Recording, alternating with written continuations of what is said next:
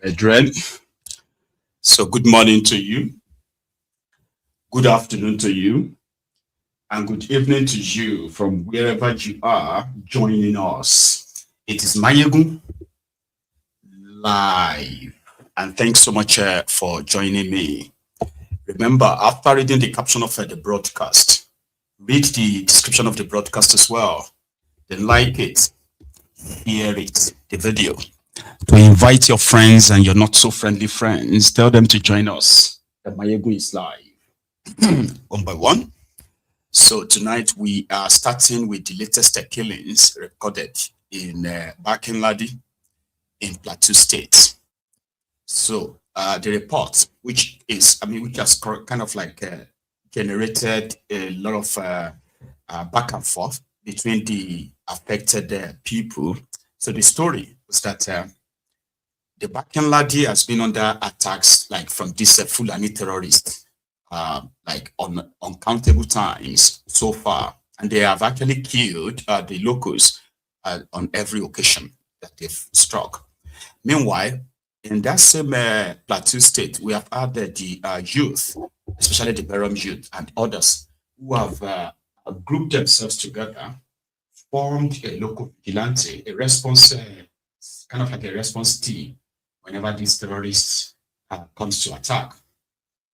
And the local Fulanis, who are also like part of the Plateau States, who claimed not to have been those who carried out these attacks, said whenever these youth want to carry out the reprisal attacks, they don't really go after the armed terrorists. They come after some of them in their own settlements. So, which has now led to threats and counter threats in that sense. 10 people were killed by the terrorists when they struck. And then the youth allegedly also killed the Fulani youth, which in that sense began to generate the tension of probably like inter-tribal, whatever clashes in that part. So we're going to start tonight with the Berom people, who are speaking to the government officials, telling them what they have suffered and continue to suffer in the hands of these armed Fulani terrorists. Then we're going to go to Kwara, go to Abuja.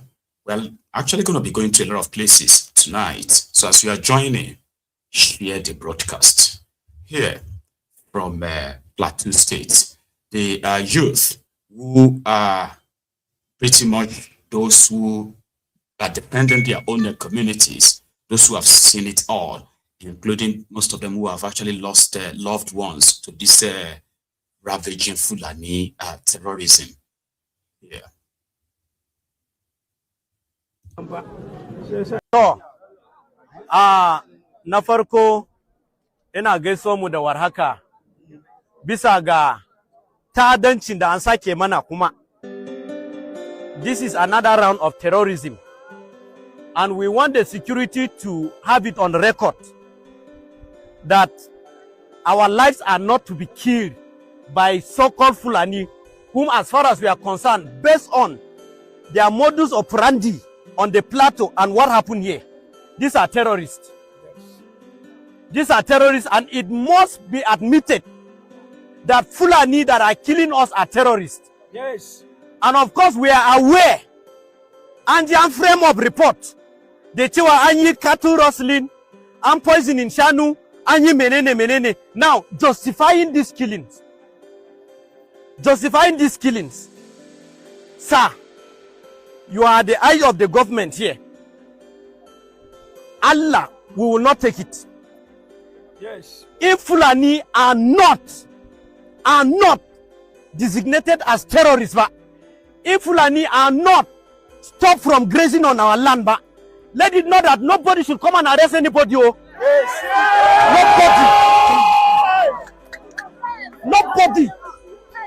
Nobody should come and arrest anybody. The terrorists are there. They are killing people. They come with their cows, grazed on farmland, poison their cows, and allege that we are the one killing their people by laying ambush and shift them, blame on us and come with this terror attack on us. We have been pushed to the wall. Oh. We've been saying, I may not speak again. Oh. And nobody should summon me for anything. Nobody should summon us for anything. Are Plateau people good to be killed like this? Are Nigerians good to be killed like this? And the terrorists are there moving freely? Sir, are stopping Fulani from grazing on our land. If they have any land belonging to them, they should go and graze there. Our land is not for any grazing. And I wish STF is here so that they should know that this is our word. We are not fighting with anybody. We are law-abiding citizens. We are not fighting with any household, with anybody. But we stand to defend our land. We stand to defend our lives. And our heritage is not to be shared with the Fulanis. Yes. Sharakelsu are good for them. They own their cows. We own our land. If Fulani wants to acquire land, he should follow the lawful means. Not to come and get land by force, and then he's living there, and then from there he launch attack. We are aware that terrorists have been brought in. We are aware that bandits have been brought in. That is being led by Yellow. And then nobody is doing anything. All who could come and Yara, they should remove all these barricades. Let the world know. Let there be something on these people that have been killed. Kunganya Waba, I will appeal one thing. Kungani, these people have already planned their propaganda. As of yesterday, we got it on a credible authority that Fulani are saying that list of mutane who killed them at what point. These people were killing their homes. Let us know that where has the Fulani ever been killing his home? Even those land that were grabbed by act of terrorism. So, sir, Jama, we are appealing. Let us do one thing. Tunda, they have said we've been burying empty coffins. Can we do something while we dig the grave? Let these people be taken to General Hospital here and certified by the doctor, maybe within an hour, while the graves are being dug, so that we'll have them back and bury them, so that police will have on their report. We are saying this is because God could do something. Yes. That the people that perpetrated this act will be arrested. And should there be any arrest, there will be evidence to prove that these are the perpetrators of this act. But sir, please, sir, wallahi, Fulani should stop grazing on our land. Yes. Yes. There is no agreement. There is no agreement between Mutane Muda Fulani the Tewa come and graze on our land. We don't have that symbiotic relationship. Sir, I'm still repeating this. We cannot guarantee safety and peace on the plateau if Fulani continue grazing on our land. And nobody should be arrested for anything, under whatever guise. They tell I'm poison in Shanu. In a poison in Shanu, does that justify this act? In a poison in Shanu, who did the poisoning? Is it our people or the Fulani? We are aware that Fulani, anytime they have already planned attack on our people, they will scheme it. They will go and poison their cows. They will start killing their own. And unless possibly they will go and kill people that are not in support of what they are doing. And then they will shift the blame on us. Fulani, kunti bashimu. Fulani sunti bashimu. Let it be known. Sunti bashimu. That is just it. And sir, I'm prescribing Miyetti Allah, because Miyetti Allah has become like the mouthpiece of these individuals, going to give any kind of report without allowing the security to verify it. Let Miyetti Allah on the plateau be proscribed. Let them also be enlisted as terrorist organization. Because I want to believe that they are the ones, encouraging some of these things. Otherwise, something had happened. You went on air and alleged that Berom militia, and we don't have militia. Has any Fulani settlement ever been attacked? So simply because they have the propaganda machine and they have the backing of some political office holders or their own. Dokuji, Jama, wallahi, if you don't invest on us, If you don't invest on our well-being, don't come for us for anything. Yes. If you don't invest in us for our well-being, don't come for anything. We cannot continue to be killed like this. Better you are. Better you are. Better you men. Better you men. Be selling. Even more so.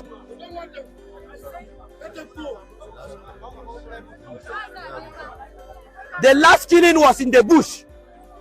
The last killing was in the bush, where it was alleged that Fulani were ambushed. And it's in their environment. And nobody has ever gone to their environment.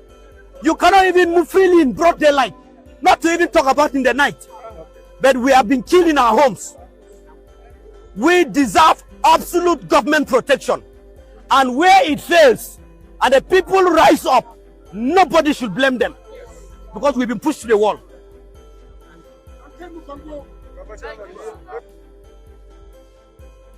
Spoke well. But the story is the same everywhere, every time. This is the latest. There's going to be another one tomorrow. Because as we are going to bed tonight, there will be those who won't be sleeping simply because the Fulani terrorists will be busy slaughtering them. And then that will be the news tomorrow. And every day like that. I decided to crop out the dead people on the ground. You see those flowers, those leaves that you saw in that video, they used them to cover 10 dead bodies. Another part of a Plateau state called Dowa was also attacked, where a man was killed. Here, let me show you.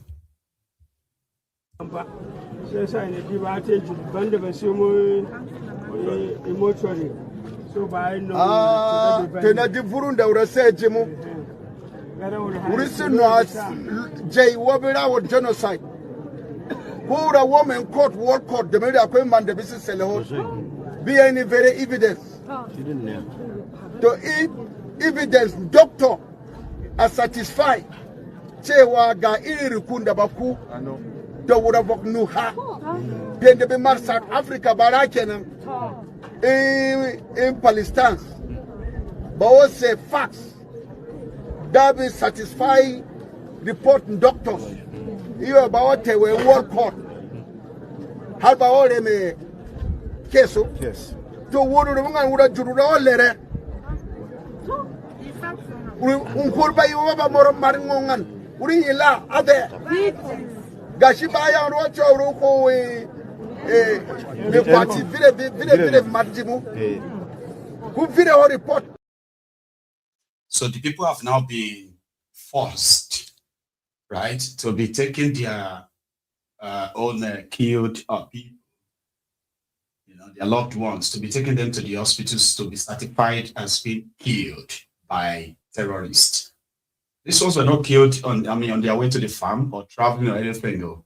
They were killed straight in their homes. And part of the excuse was that some people poisoned their cows, or some people rustled their cows, like they stole their cows, and therefore they will just put, you know, communities, villages, they will put them on the list, and these are the communities they are going to level up, kill and kill and kill because of the cows. And of course, the people can be protected. There is no real protection anywhere. I understand that those who are in the Nigerian army, for example, who are sacrificing a lot, their lives, their own comfort and all that, okay, away from their family. And obviously they have become so overwhelmed, underpaid, ill-equipped, and also working for the compromised organization where intels are leaking out to the hands of the terrorists that has cost lives of these soldiers, children. But the thing is that nobody is really safe. A lady called Mariam. Two ladies, by the way, one of them called Mariam. They were traveling from Zamfara to Sokoto. One was returning back to school about a month ago. So she was kidnapped. And guess what? She's been in their captivity for over 6 weeks. They made a video of her yesterday to demand for ransom, or they will be killed. Just like the regulars, because you've seen many videos like that, haven't you? It is just to tell you that every day, or to remind us that the Nigeria that APC, Egbekebe, has managed to foist on all of us, whether we like it or not, is a Nigeria that has made all of us a permanent, perpetual victims.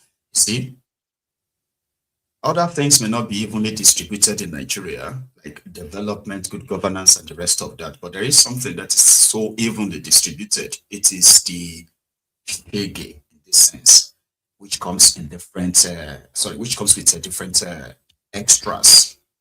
So yesterday's survivors in that same Nigeria, because every day is like war. You are like fighting war every day to be alive. Everything is staked against you because of the kind of rules who are making decisions for millions of people in that country. So therefore, whether you are rich, poor, educated, illiterate, powerful, powerless, nobody is actually safe. So we are all just waiting for our turn. If the terrorists, if you escape the terrorists, there are many other things, 1001 things that is there to take your life. And that is why when you look at APC, I personally believe that they are the weapons fashioned against you. Unfortunately, a lot of people keeps embracing them. Mariam, begging for a life. Yeah, in Nigeria. On the call.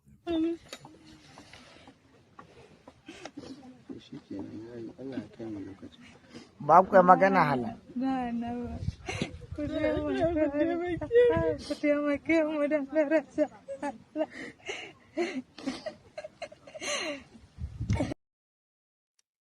These are terrorists that are likely never going to face any form of justice. And this is what they have turned Nigerians to. And it is all over the country. All over the country. Just yesterday. Was it yesterday or this afternoon? It was actually this afternoon when the people, okay, the people of Agu and Ishagu, two communities who got attacked, raided by these Fulani terrorists about a week ago. And they took people away. People have protested, demanding the government to go and rescue them and the rest of that, but it seems like nobody really cares. So they took to the streets and put the video on the internet just to call the attention of you and I. So all these towns, all these communities and all of that, right? They actually have people. Most of us come from these communities too, right? This is Ishago Express Highway. You have blocked it already. There will be no entrance. There will be no entrance. We are not going to stop till government intervene in this. So there will be no movement till government intervene. We have done our possible best to make sure things go the way it's supposed to be, and yet they failed to listen to us. We have cried day and night, we have pleaded, and yet nothing is happening. So we cannot keep on dying in silence while the Fulani people are there in the bush, killing our siblings, killing our brothers, killing our sisters, raping the one they can rape, doing all manner of things to our people. We have done our possible best to make sure the government comes for our aid, and yet the government know what is going on and they refuse to listen to us. They refuse to listen. It is the same all over the place. And it seems that people have become so powerless. The politicians have no worries because to them, Nigeria is actually really working well. The reason why some of you don't think Nigeria is working is because you don't love Nigeria like they do. Therefore, those who love Nigeria are with them, and they believe that a call has done so well. Example, with a wiki that delivered Abuja local government council or so, right, to APC, Egbekebe. is currently like their poster boy, because he's the one who has now introduced what he called the rainbow coalition between APC and PDP. That's what they had in River State, and they're about to put to test. Or they have actually done it. They did local government election with the sole administrator, where PDP and APC shared the whole states, among themselves, according to how Wike drafted it. So he's done the same thing in Abuja. And this time, he's reminding every one of you who thinks that, Tifnumbu is not doing well. It is time for all of you to see that he is actually doing well. See how Abuja people are now supporting APC. That APC, that has never won election inside the asshole rock, actually won it this time, and the rest. Baba Wike sees himself as a governor of Abuja. Therefore, he first of all, right, he released what he called the statewide broadcast. I've been a citywide, I don't know what he called it, but it's actually a broadcast. Talking about how and why some of you are currently misjudging APC and its acceptability among Nigerians. And there's nothing you can really say about it. They will keep winning. This is about winning.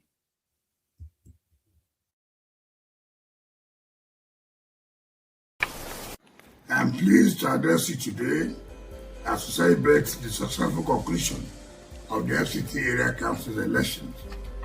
The peaceful conduct of the election is a testament to the commitment of the people of the Federal Capital Territory to democracy and good governance.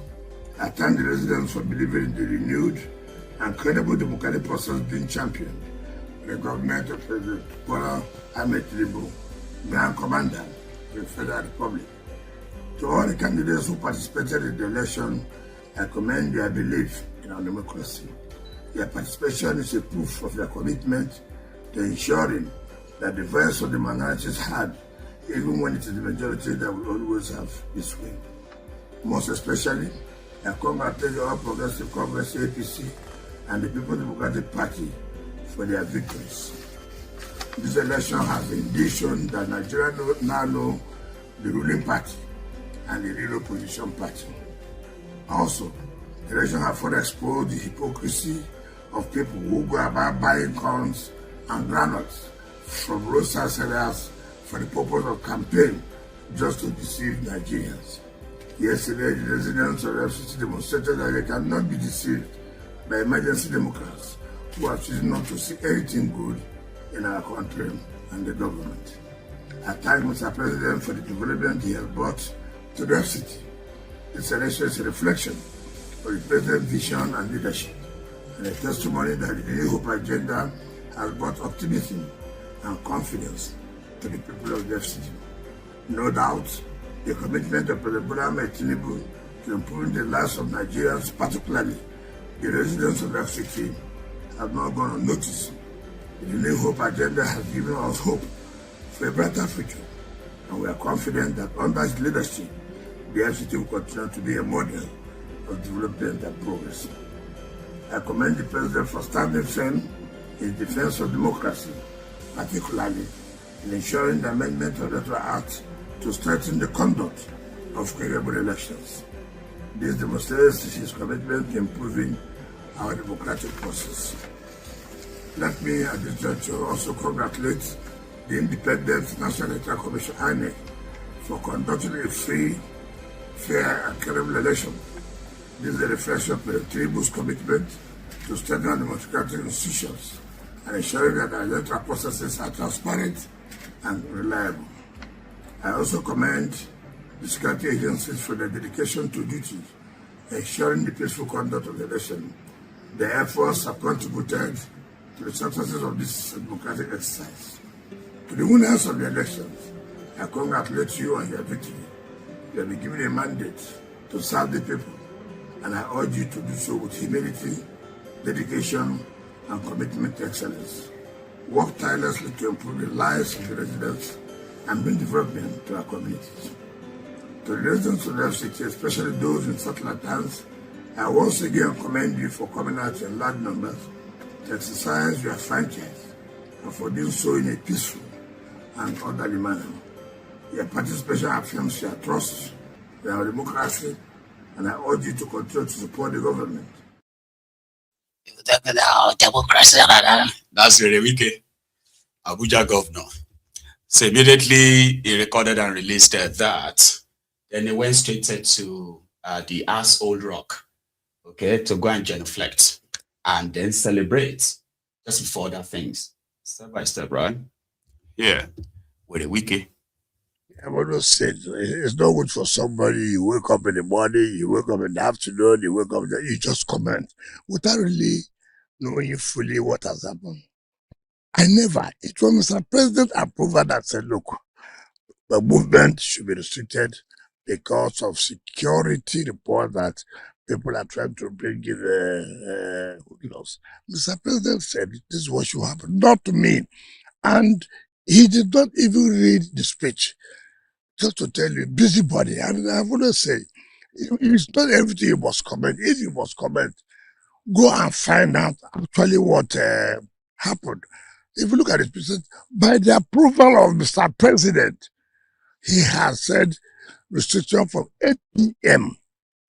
on Friday, and that people should work free day so that they can go back to their various area councils and participate in the electoral process. And this is not the first time, but you see, people who want to, I with all due respect, and I've always said so, people like Femi must not always comment just because you want to comment. Comment on something you know about. Comment on something you have facts. You can't just wake up, you hear somebody say this without even you verifying, investigating before you make comment. That's not the way it is. It's not a popularity show. It's not a popularity show. And people like Femi should sometimes calm down and investigate this thing they said. Is it correct? It's not correct. I'm a minister working under the president, and the president gave approval.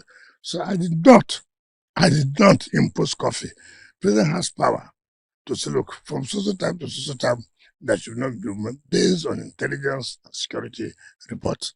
What's happened in Abuja, as far as I'm concerned, the FCT is to show that when there are good works, people will always appreciate it. This is the first time where a ruling party, a government, has won not only most of the cities, but even in the villa. It has never happened. And what has made me happy today is that his touch in the satellite towns is unprecedented. When you go to the satellite towns, you can't believe what is the people who have not seen the impact of government and say, can this really be true? And it is his politics and his attempt to make sure that they're giving people back their hope, and that is what has led to the victory of APC today in FCT. Because I've never had any doubt. I do know that the Rebel Coalition will always take the day. And like I've said, the conduct was free, was fair from the reports, but I do know that there's no day if you put an election that the Rebel Coalition will not. We're not talking about it. In River State, we'll make sure that every politician comes together for the interest of the River and we agreed that the candidates must fall under the APC. And of course, if you look at the figures, there was no match, there was no rival. So we're very happy that today that the APC has strengthened our strength in River State. It has never been like that before. It's because APC has been strengthened in River State. It is still a PDP, even though that doesn't even count anymore with Wiki. Others didn't actually agree with him. Okay, they've had their way as expected anyway. So because until now, the ministers of FCT, they have never been involved in the elections or politics, the local politics there, like where Wiki got involved. So they have always left the Abuja people to decide their own thinking. And it's never been this, controversial. The PDP lady who also participated in the election has joined the obedient movement, because the obedient movement, they have rejected the results of, especially that of AMAC, the Abuja Municipal Area Council, right? The one that is at the center that controls all those Asorok, all those places. So where a guy called Moses contested, and he was projected to win until they did the abracadabra, and then he was declared the loser, or APC was declared the winner. Meanwhile, it is actually APC that is APC chairman that is currently in charge of that local government, that AMAC. But for this lady, he is PDP, not obedient. Honorable Zakame Kalagu, but with great sadness, I'm compelled to state that the election, the councillorship election, was marred by serious irregularities, particularly at the points of collation. Our records show that we won convincingly at the majority of the polling units. However, the figures were manipulated during the collation process to favor the APC candidates. We view this as a direct assault on democracy. We declared that the election was rigged, and this experience underscored the urgent need for electoral reform, including real-time transformation of results. The experience of this past weekend showed that Nigeria still has a long way to go, and we need urgent electoral reform. This is the only way to protect the integrity of the ballot. I want to thank my supporters who ignored the general voters' apathy to stand by me. I appreciate your loyalty and your courage. Your effort was not in vain. I wish to state again that we are not accepting these results. Our legal team is already preparing to review the process, and we will be taking a step forward after that. We will pursue this matter to its logical conclusion at the tribunal. We remain determined to reclaim the mandate that was freely given to us by the people of citizens. Right, you're going to go to court, Abby?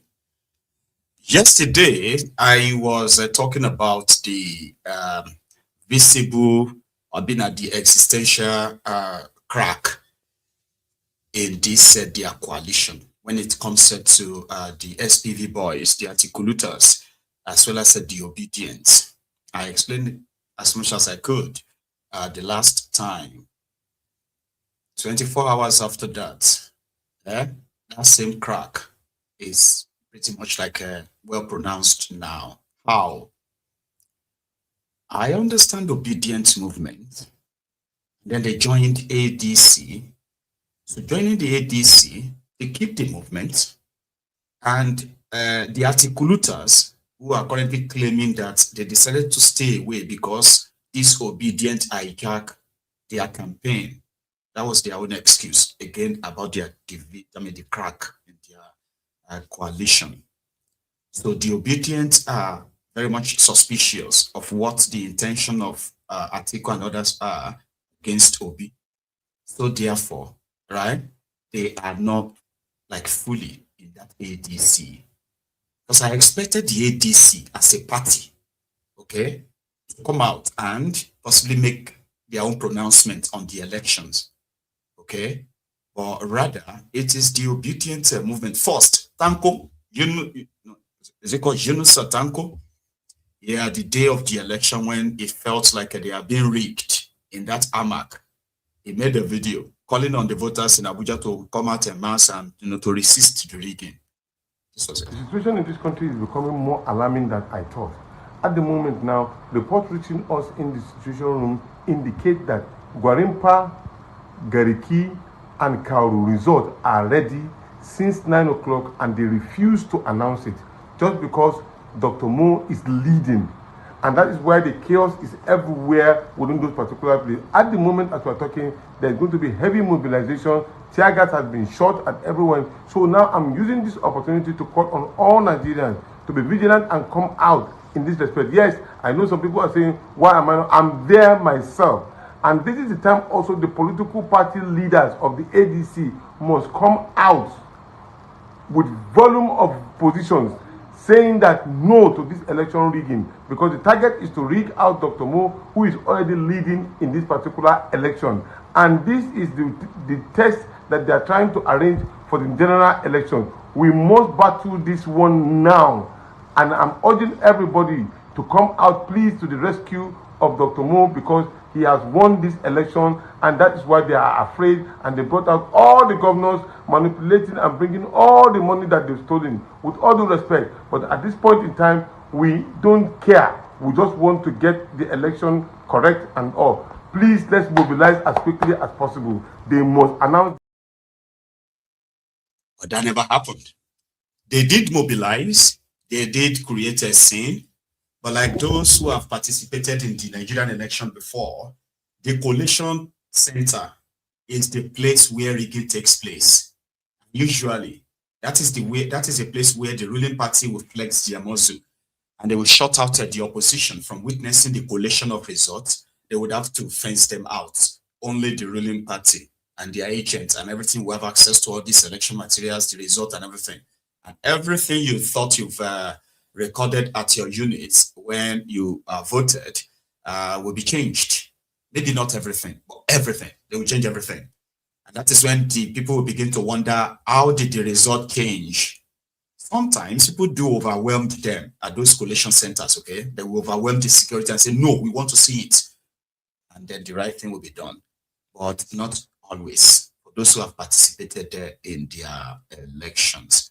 When we came there to make a statement, and there is nothing that was going to stop him.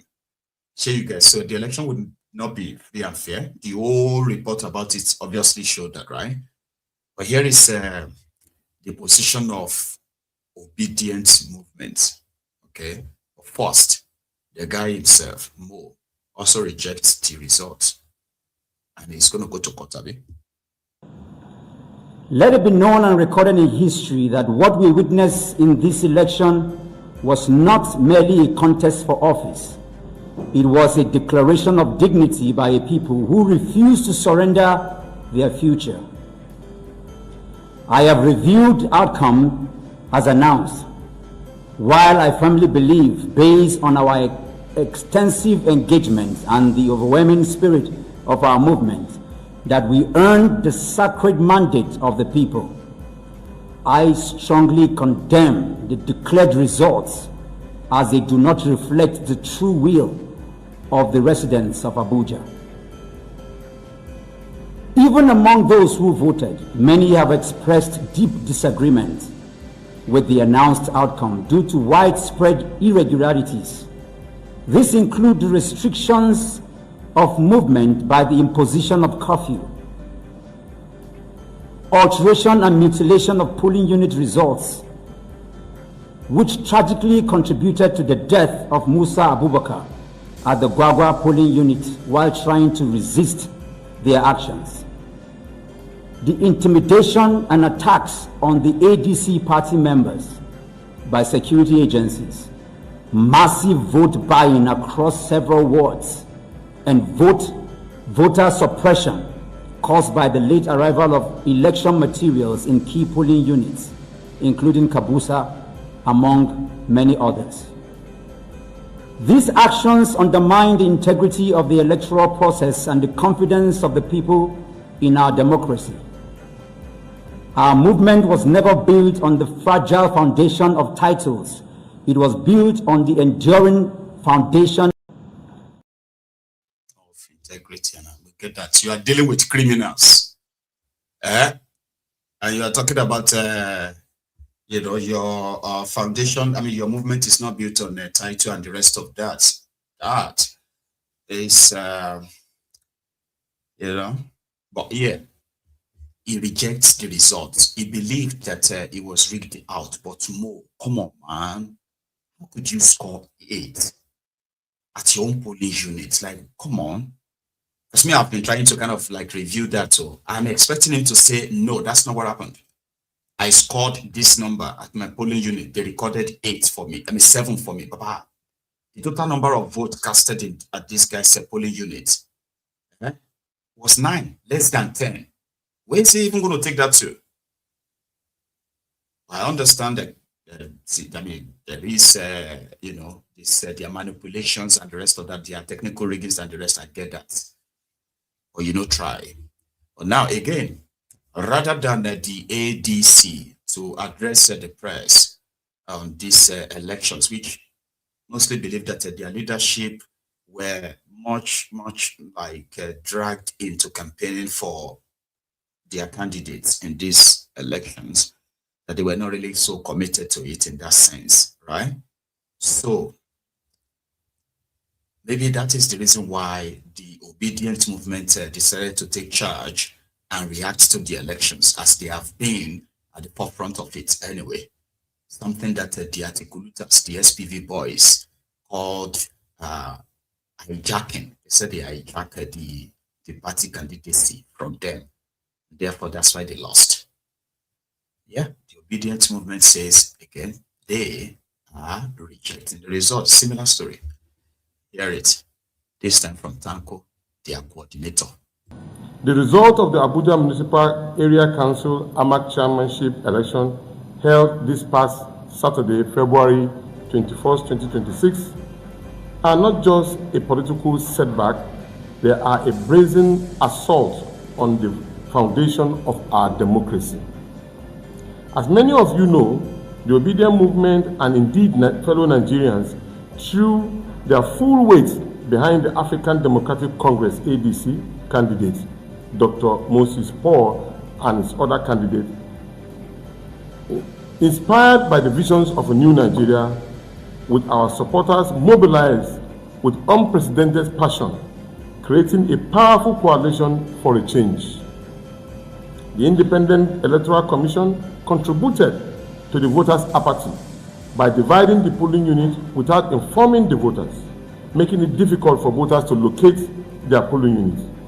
Many left in frustration, not voting, with 7% turnout. His Excellency Mr. Peter Obi showed his capacity once again with the love of the Nigerian people who came out to support the candidate of the party within a short time of joining the ADC. By calling his supporters to come out and vote, this explained the marginal increase of voters within the compared previous voting pattern in the FCT local government elections.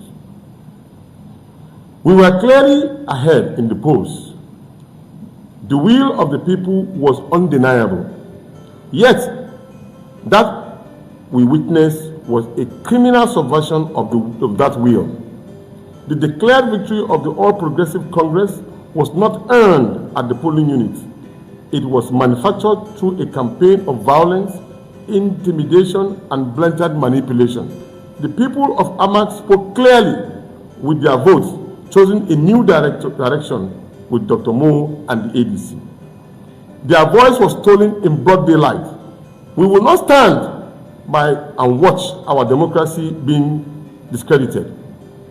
We demand a full and transparent review of the election results and a call on the security agency to bring the perpetrators of this violence, especially the murderers of Musa, to justice.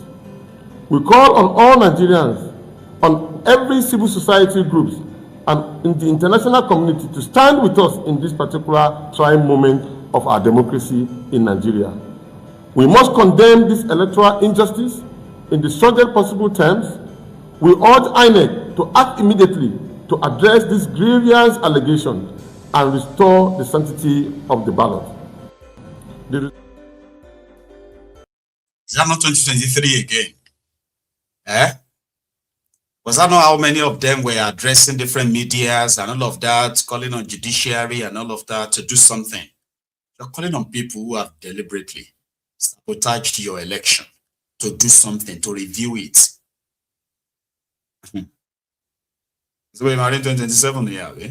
That's how it's going to be in 2027 too. You're all going to speak fire, and then election will come, they will do what they normally do. The voter apathy, reduce the number of people that will come out, inflate the figures to balance up whatever they want to announce to you, then announce it, and then everybody will go back to the media. Eh?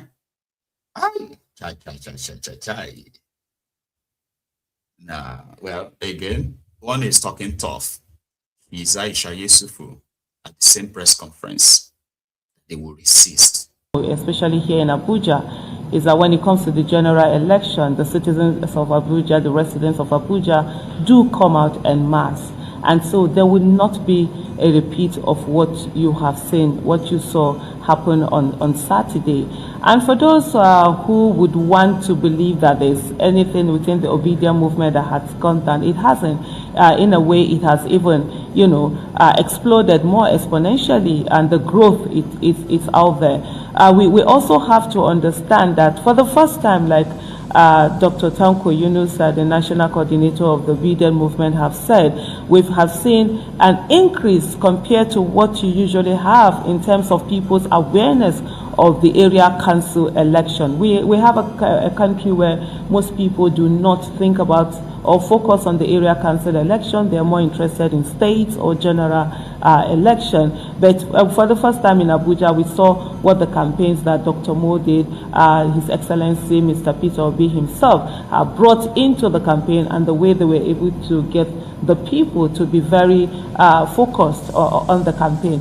One of the things I think that should worry every one of us as Nigerians is the fact that election has become a war. There mustn't be any ground on which a human being, a Nigerian just like us, will lose his life. And you know what we are thinking about is evidence. That is a human being that lived in this country that has been killed just because he came out to come and exercise something that is within his constitutional right to be able to do that. But let me just reiterate once again that especially here in 2027 will resist. No, the saddest thing is that these guys who kill, there are so many Nigerians that are still going to be killed before, during, and after your 2027 charade. And that's very expensive, like people dying because they want to choose their leaders or choose their representatives. And then some people, powerful people, feels like, no, that shouldn't happen, okay?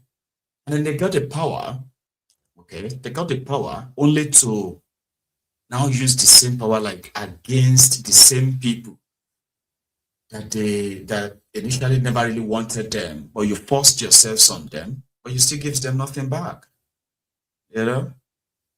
But yeah, that's on the side of the opposition.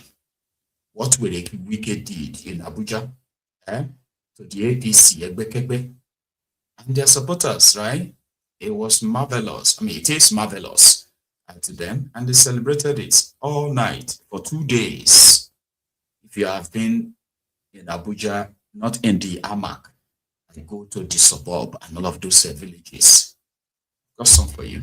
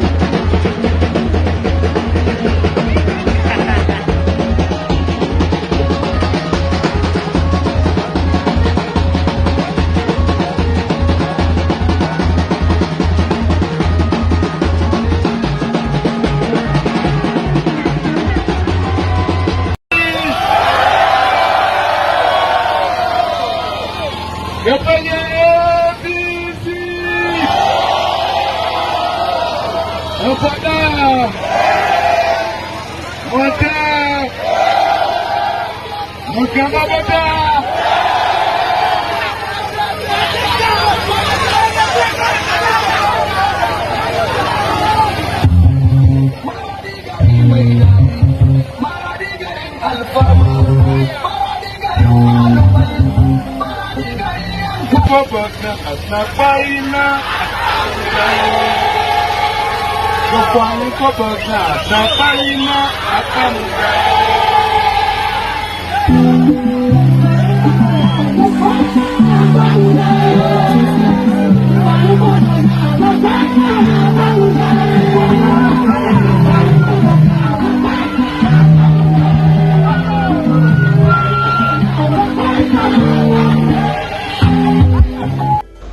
are not in the chopping, PDP, chop. Funding strategy creates long-term money, change the physical confusion between monetary policy and physical policy. Be accountable, renew, block the loopholes, untighten the bottlenecks, make reprocessing accelerated processing, answer questions, timely calendarization of money and treasury notes, and build the nation. Come on, they don't know it. We are not in the... Things are getting better for Nigeria. Things are getting better. For Asiwaju is on the throne. Things are getting better. Things are getting better. Things are getting better. Mr. President. Mr. President, things are getting better. So after that party and all of that, so everybody will actually go back into the reality of looking for who is to help them lift their burden. The same one that the criminal politicians promised them during elections. And once it's over, everybody goes back and everybody go back to the status quo, like to their reality.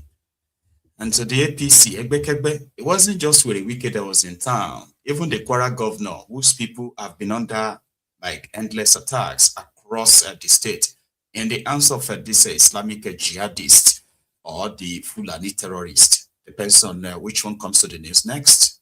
Communities, villages are being emptied by this armed terrorist. But it was in Abuja to ensure that what they got as 5-1, like 5 out of 6 councils in Abuja, right, was achieved. It wasn't just with Wike. So their chairman, Wike, did the unbelievable. And therefore, they are grateful. And they believe that it's still going to do more out of the whole, after everything. The renewal agenda of Mr. President is people-oriented. You can see what the FCT minister is doing in terms of projects. Infrastructure, you can't deny the fact that we've built some of the best infrastructure FCT in the last 3 years, about 2 years. You can't deny the roads, they are visible. You can't deny the street lights, they are visible. You can't deny the school we're building, they are visible. You can't deny the schools we're building, they are visible. You can't deny our social protection programs, they are visible. You can't deny our health support system, they are visible. Every day a student that receives our student loan, and every month an alert of 20,000 drops in his own bank account. He prays for this party to return back. One day everybody is feeling what they are doing. Everybody can see this their student loan. They can see all this, everything. We're seeing it. And on that note, where the Wike got invited to Edo State, okay, by Okwe Odoyo to come and commission some tractors, right? Now from the airport, where is supposed arrival, where did I put that? Okay, I'm coming. I'm going to take you to Anambra, where Solodom, somebody who represented him, has now shut the another spare part market down for observing a sit-at-home on Monday. Today is Monday. So they keep going about to check and see those who are complying with the order, Solodom's order, which is that there is no sit-at-home in Anambra State. There should not be there should not be any sit at home until their government markets, government-owned markets is said, right? So today, I think then we also went straight to the motorcycle spare parts markets, where some of the stores were not open to. So, and they shut them for a week, like they did during the time they shut down the main markets, the Charade. They have done the same thing at these spare parts markets in New. What is the time?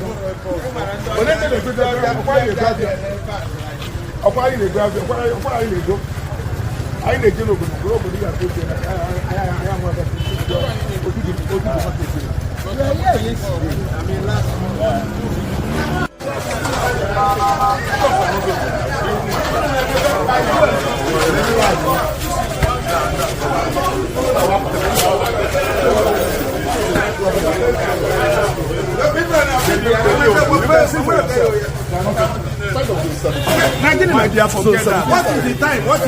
What is the time? I think you people want to. We want to.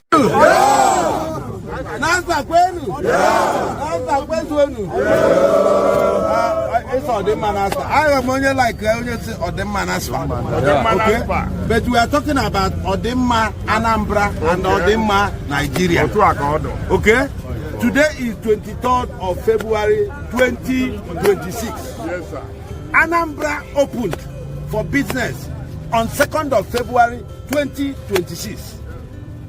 I was here last week Monday, and the shops were all few, like it is today, few still open, which means a lot of people here are deliberately wanting to sabotage the state. The governor gave an order that business is open in Anambra State on Mondays. And because of this thing, this recalcitrant attitude of the NASFA, main market was shut down and reopened on the 2nd of February. And since then, main market has been open. And all the markets in Onitsha will be monitoring. We've been there we are in Newi last week. But it seems that you people deliberately, some of you are here, they claim that you are here, but you are not here for business. Because if you are here for business, you come in the morning, you open your shop, is it not? Yes. But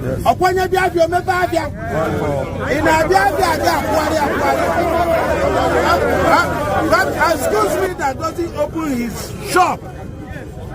Anybody that doesn't open his shop on a Monday is an economic saboteur to the state. Deliberately sabotaging the effort of the state. Because being here in the market, you must open Monday through Saturday. That is the executive order given by Mr. Governor. If you don't open it, as long as you are here in the market, and this market is a government-owned market, you must open the market. If you don't open the market, you are sabotaging the effort of the state. For this sabotage that you people have exhibited today, it seems that some of you still want to. You still don't want the government to move forward. You don't want the state to move forward. This market, we are going to keep this market closed from today till the next week Monday. Then if your people are playing or whatever you want to do, you can continue and go and have that holidays till next week Monday. That's the order of the governor. We are going to, since you people don't want to comply, don't want to, then we are going to have you. You can go and do whatever you want to do. By tomorrow, this market will stay closed as it is today until Monday next week. I'm not here to make objection.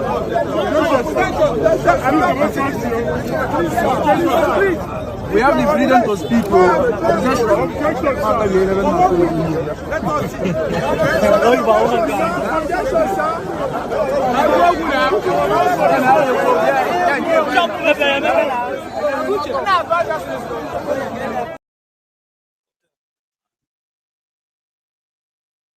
Those who attended, those who addressed, they were traders. The people he was speaking to there, they were traders. And there were moments they were Sizable number of them. He came there, addressed them like he's addressing some, just addressing some, probably some of his staff. You shouldn't even address your staff like that anyway. Like he's addressing his staff. If you are not following my order, you will know that. And they were asking him that, can we ask questions? At least we have right to ask questions. We want to say something. He said, no, he's just there with the media to deliver the message. And they walked away and they have to shut their markets. On the other side of the town, there were people who were actually protesting because, not just because of the market, it is because of his arbitrariness when he keeps dishing out this kind of orders. Soludo.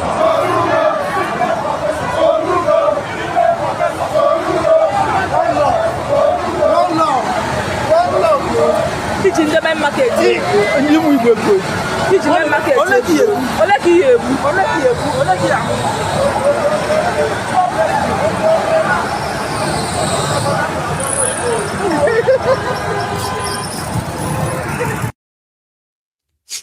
Now let's go to Edo State, where Wike, who is still very much basking in the victory he has given to the APC in Abuja. So he's a special guest of honor, in Edo State, to the Edo State government, rather. So the Okweodoyo of Edo invited him, and he traveled to Edo State. He flew to Edo State with Oshiomole, and it was actually a spectacle. The highlight of it was when Okweodoyo was to address the audience. Let's start from the airport, where their hype men were hyping with Wike. Let's go to the airport. Benny. God bless the governor. God bless the governor. God bless the governor. God bless the governor. The governor of Edo State. The Akpako Budosa. The Akpako Budosa. No matter, God bless the chief of staff. To the governor. Trusted. God bless the governor.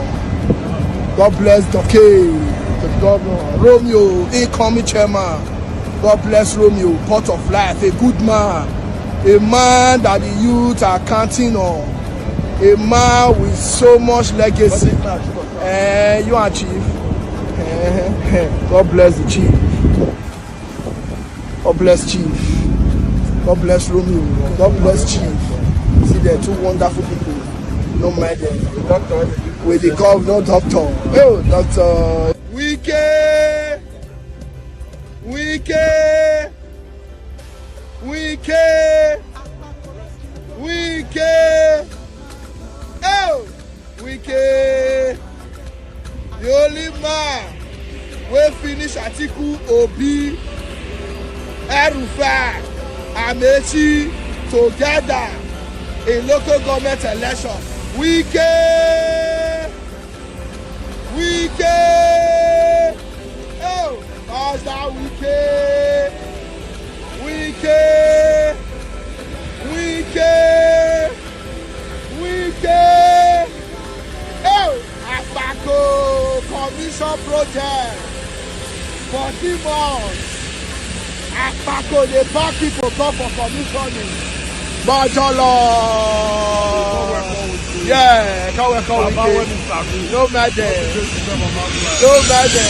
Oh, Wike. Wike. Wike. Wike. No matter. Wike. FCT 001. Wike. No matter. More wisdom to pilot, to carry the good people of Edo South along the way you are doing. Romeo, very loyal to the party supreme. Ogbede Iyama, trusted son. Trusted son. No matter. God bless Lawrence Oka. The governor of Edo State, the performing governor of Edo State. 14 months, you dey commission anyhow. The governor of Edo State. Oh, party supreme with the SSG. God bless the SSG. Very humble man. You know they raise body. No be like those come for me, where they raise body. No! Cannot be. Yeah, kulu one. No matter. Oh! The kulu.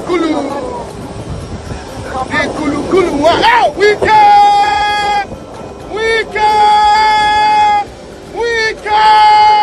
MCT 001. The man will finish OP Atiku. We can! Oh! No matter. That is it, man. Agbako deliver. Agbako wicked.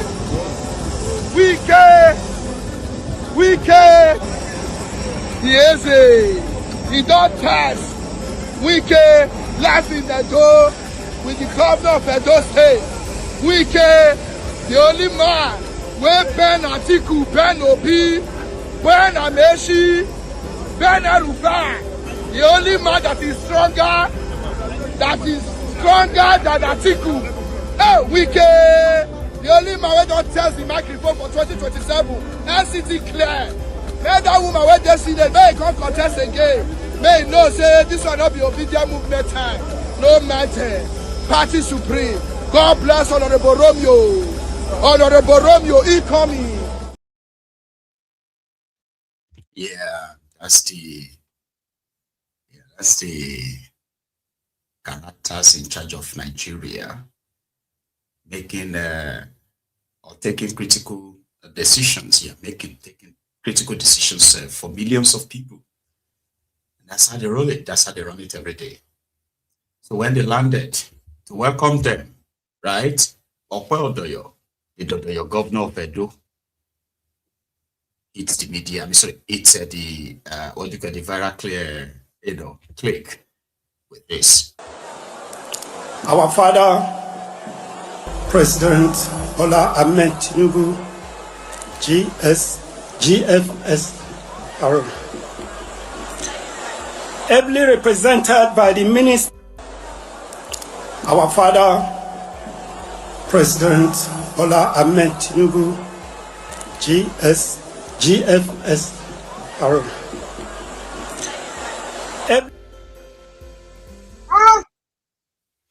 Okay. Then it was the turn of Oshiomole. And he reminded everybody that with what Werewike did in Abuja recently, he has helped to lay the foundation for what is still to come. Because, listen, Wike has done so well in Abuja, apart from this selection issue, right? According to Oshiomole, he said, Wike has done so well. Like, it's brought development to the remotest part of Abuja like no other government has ever done. And mind you, Tinubu appointing Werewike as a minister is also very much symbolic, because Wike happened to be the first southern person to become minister of FCT in Nigeria. So therefore, it makes it so unique that everything he's been doing, right, has just been like so great, kind of praising him. Then he remembered when he was also, ostracized by his own people, when he was the APC chairman, Oshiomole. So he said that when he was removed as the chairman of APC, and a lot of people deserted him, Wike supported him. Kind of like, it was meant to be a moment to celebrate with Wike in Edo State. And mind you, he's very much instrumental to the emergence of Odoyo as governor of Edo. So, his own cousin or so was the returning officer for that in that election. He was the returning officer for Edo State back then. So yeah, let's go to Oshiomole talking about Wike in Benin today. The very distinguished Excellency Minister of the Federal Capital Territory, the first person from our geopolitical zone, South-South, to go to Abuja as FCT minister and minister in a way that has redefined the concept of development. And if anybody was down, He did the wonders yesterday when his party came second after APC. Can you congratulate the minister? We gave you 2 months, we gave you 3 months, we gave you 4 months, we gave you 5 months. If I didn't think all the things when we so we get they do. Number 1, number 2, number 3, number 4, number 5 be your legislative. I don't think I'm accountable. Thank you. Because to take second after APC no easy. Particularly when some people got not over 100. So I want to congratulate you. And I want to thank our governor for sustaining the friendship with the Honorable Minister of FCT. This is a man who knows the meaning of friendship. He also identifies with short people when they are in distress. After I had been dismissed as national chairman, who knows the meaning of friendship, he also identifies with short people when they are in distress. After I had been dismissed as national chairman of the ruling party, after I have led them to victory against Sekudu that took second in PDP where Governor Wike, as it there was minister. And I thoroughly used this my mouth to abuse PDP. Even in Port Harcourt, when I was dismissed, I became lonely. Abandoned by my own party. People are even afraid to visit me because it could be them at the party. And I got a call from a real Nigeria who identify with those who are lonely, and he invited me to Port Harcourt to commission a flyover. Can you imagine that? Can you give the Honorable Minister a round of applause? We gave you 2 months, we gave. And then that was not enough. This minister honored me by giving me the highest honor of River State. So if I do Nyaga, because I have a minister that identified with me when I was retrenched from my job. People though he told me he celebrated my dismissal, but he also renewed my hope. So as you can see, Honorable Minister, what Governor Mode is doing is simply to remind you that don't judge Edo people by the behavior of a person who didn't have sense of gratitude. He didn't represent the fighting spirit of the Edo man. Nor does he represent our sense of gratitude. We know our friends and we stab our friends. So Monday, thank you for paying the debts and meeting up the deficit created by Governor Obaseki. But if I may, it's like Obaseki's ghost is still haunting Oshiomole and Okweldoyo. There is no time or at any event that they are doing in Edo that either of them won't actually talk about what Obaseki did. And I'm like, come on, man. You are in charge now. So, anyway. So that's Oshiomole. Meanwhile, Wike himself also speaks there as well. Because according to him, Nigerians are wise now. Elections can no longer be won on cosplaying, you know, where people are eating corn on the roadside, by the roadside, then trying to drink or eat what the poor people eat, jump on bikes with them, that will no longer work. With the Wike in his own element. Expected that developers must go to the rural area. And let me say, winning of election is not by dancing. Winning of election is not by buying corn on the road. Winning of election is to show the people what you have done.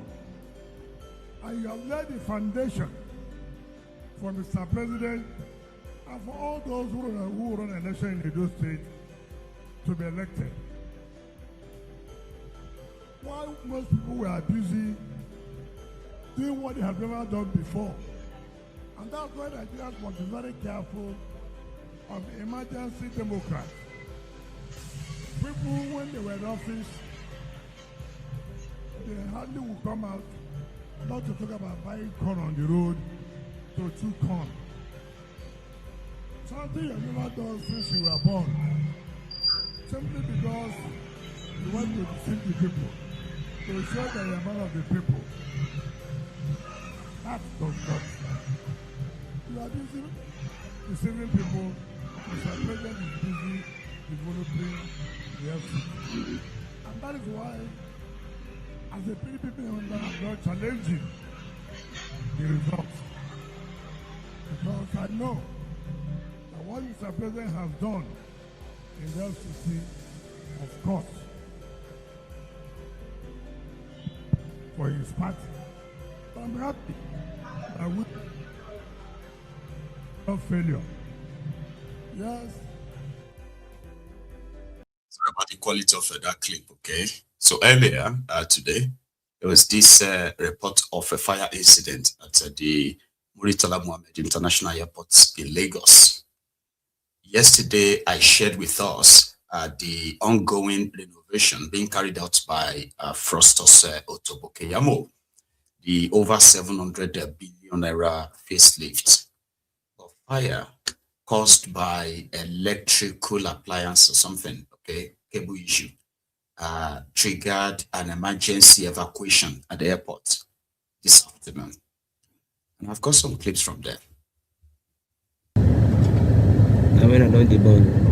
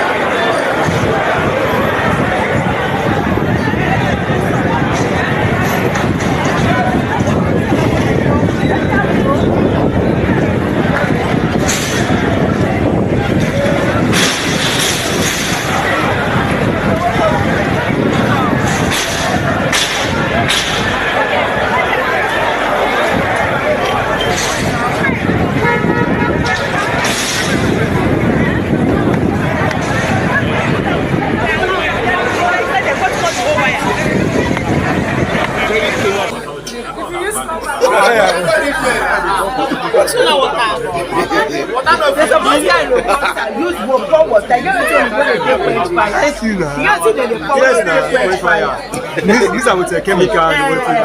They just they waste the.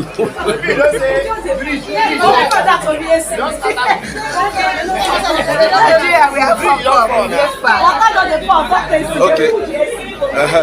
The water on the game pressure. For where? Where you want? Go. Syria like this, Syria water there. May I use the helicopter now? May I use the helicopter? You can't answer. Helicopter don't come now. They come view the thing. This guy. I mean, I don't debone. Did you see where the fire? The fire was at the departure session or departure launch, right? And then somebody was asking, what about the firefighters? Where are the fire trucks and all that? Then the next clip showed that to you. Those were the firefighters. So they couldn't put out the fire, but there were others inside. Maybe it was too late. So this is like from outside and from inside. Watch this.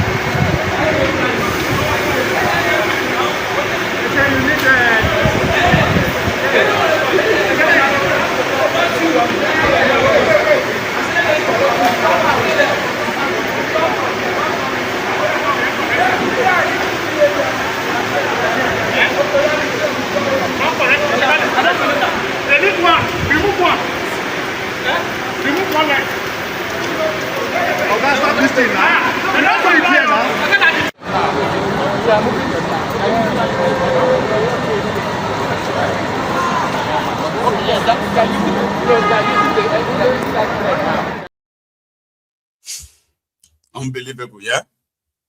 Well, Nananja, it is a place where if you try to understand it, only run mad.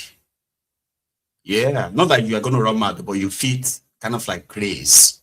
When you go hold your head and say, which kind of country be this? That's why they said that if they explained Nigeria to you,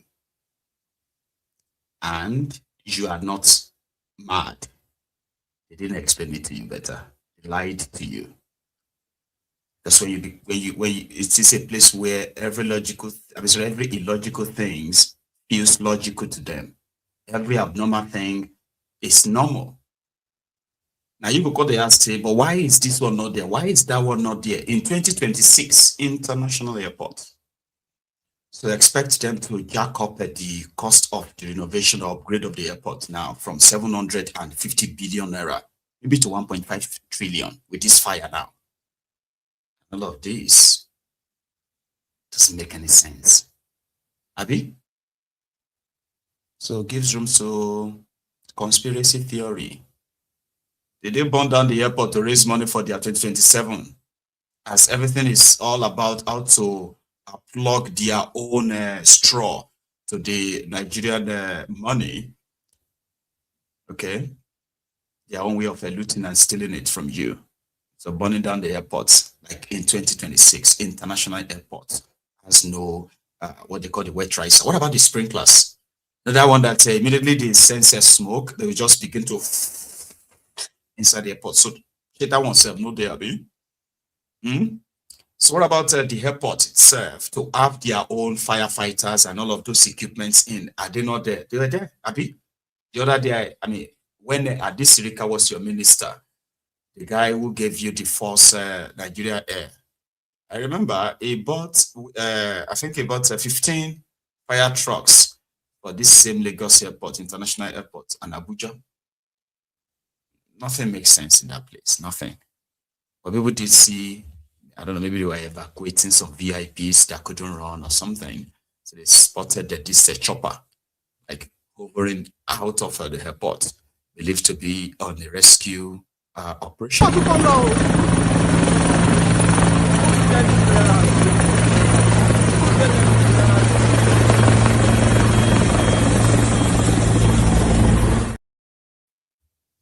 can have much of that. So before we round it up this evening, okay, I want you to listen to this. It has to do with what they did in Abuja 2 days ago, as well as what some of you should look forward to in your 2027 Charade. There will be many things to probably get you more clearer of what their intention is in the long run. Rufai? If you think that what happened in FCT and other parts were elections, then you must be delusional. If you think those were elections, then you must be delusional. You see, that's just a reflection of how destroyed our democracy has become. At this rate, I have a piece of advice. It's just best we stop doing the elections. Let the ruling party just put whoever they want to put there, because it's just a mere formality. That's why you see people didn't come out.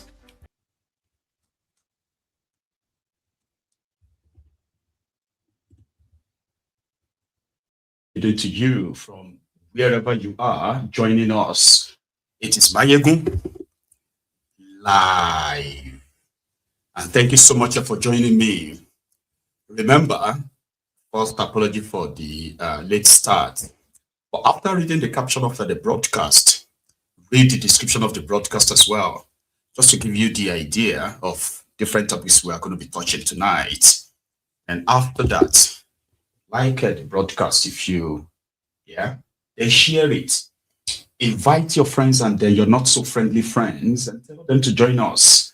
Maiyegun is live.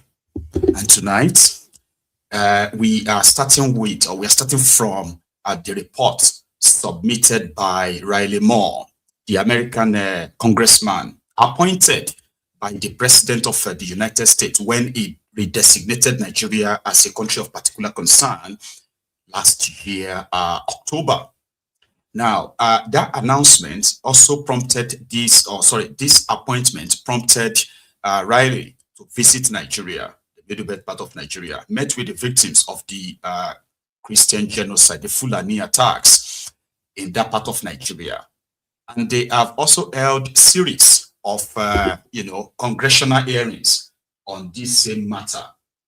And the last 3 months, Riley and his own group said they have gathered all they needed and they are now ready, right, to submit this report to the US government. That was a few hours ago, but it's been submitted now, I believe. But the content of their report, or the highlight of their report, is also very much published for everyone to see, where they have started making some demands in curbing the Islamist jihadists spreading in Nigeria. Now, most of their recommendations, or most of his committee's recommendations to Trump, have started generating their own, dust right now in Nigeria. So tonight, I will probably go through that with all of us, and then we go to other stuffs too, where Peter Obi narrowly escaped assassination in the hands of the Okweodoyo of Edo State, the APC thugs in Edo State, who attempted to take his life and the life of those around him today. But yeah, that happened. We're going to get to that part. But let's start with Riley, whose report I will be reading, all right? Because this is not the comprehensive report, okay? But this will give you an idea of what Donald Trump is expected to act on in the coming days, weeks, or what have you, and also the Nigerian government under Tifnumbu. You see, a lot of the Ronukus have been consoling themselves, telling themselves that Tifnumbu has undone the Donald Trump's bully, right? That Tifnumbu has undone it with so much, like, kind of like a boss, sort of. Like, he's been able to undo that so well, right? That what people expected from Trump to actually do with Nigeria when the situation was very much like hot. It didn't happen. Rather, behind the scene, Tifnumbu who appointed Berom to be the intermediary after sending him to Washington in November. And since then, they've actually given the Americans everything they wanted, literally everything. But right now, it seems that this line is also going to put to test how much Tinubu is willing to give away, and how much of that is even in his control. Because from their reports, they are demanding that Sharia must end all over Nigeria. That's something that, you know what? Let's read in part what he submitted to Trump. So here, it said, the ending the persecution of Christians in Nigeria. Riley Moore. The United States Congress commends President Trump for his decisive action to redesignate Nigeria as a country of particular concern, CPC, to hold perpetrators of violence to account and compel the government of Nigeria to protect vulnerable communities and end religious persecution. The president called on Congressman Riley Moore, Chairman Tom Cole, and the House Appropriations Committee to investigate and produce a report on the persecution and slaughter of Nigerian Christians. To examine the facts, Appropriations Vice Chair Mario Diaz-Balart hosted an investigative roundtable and led a congressional delegation to Nigeria, and House Foreign Affairs Committee Chairman Brian Mars and Africa Subcommittee Chairman Chris Smith held a hearing to gather evidence from government and civil society witnesses. The close collaboration culminated in the following recommendations. Their findings. After decades of persecution, Nigeria is the deadliest place in the world to be a Christian. Christians are subject to ongoing violence attacks from well-armed Fulani militias and terrorist groups, resulting in the death and murder of tens of thousands of Christians, including pastors and priests, the destruction of thousands of churches and schools, as well as kidnappings.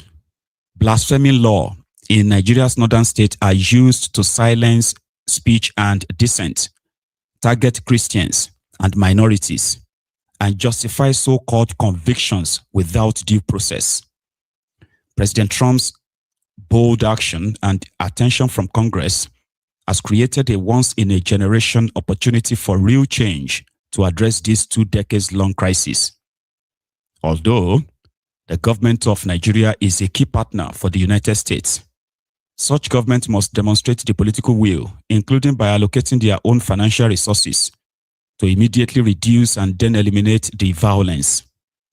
The United States and Nigeria should take this moment to redefine a new strategic partnership to make America and Nigeria safer, stronger, and more prosperous. Their recommendations. One sec. Right. Recommendations. Strike a bilateral agreement between United States and the government of Nigeria to protect vulnerable Christian communities from violent persecution, eliminate jihadist terror activity in the region, further economic cooperation, and counter adversaries in the region, including the Chinese Communist Party and Russian Federation. Such an agreement should include, this is their recommendations, right?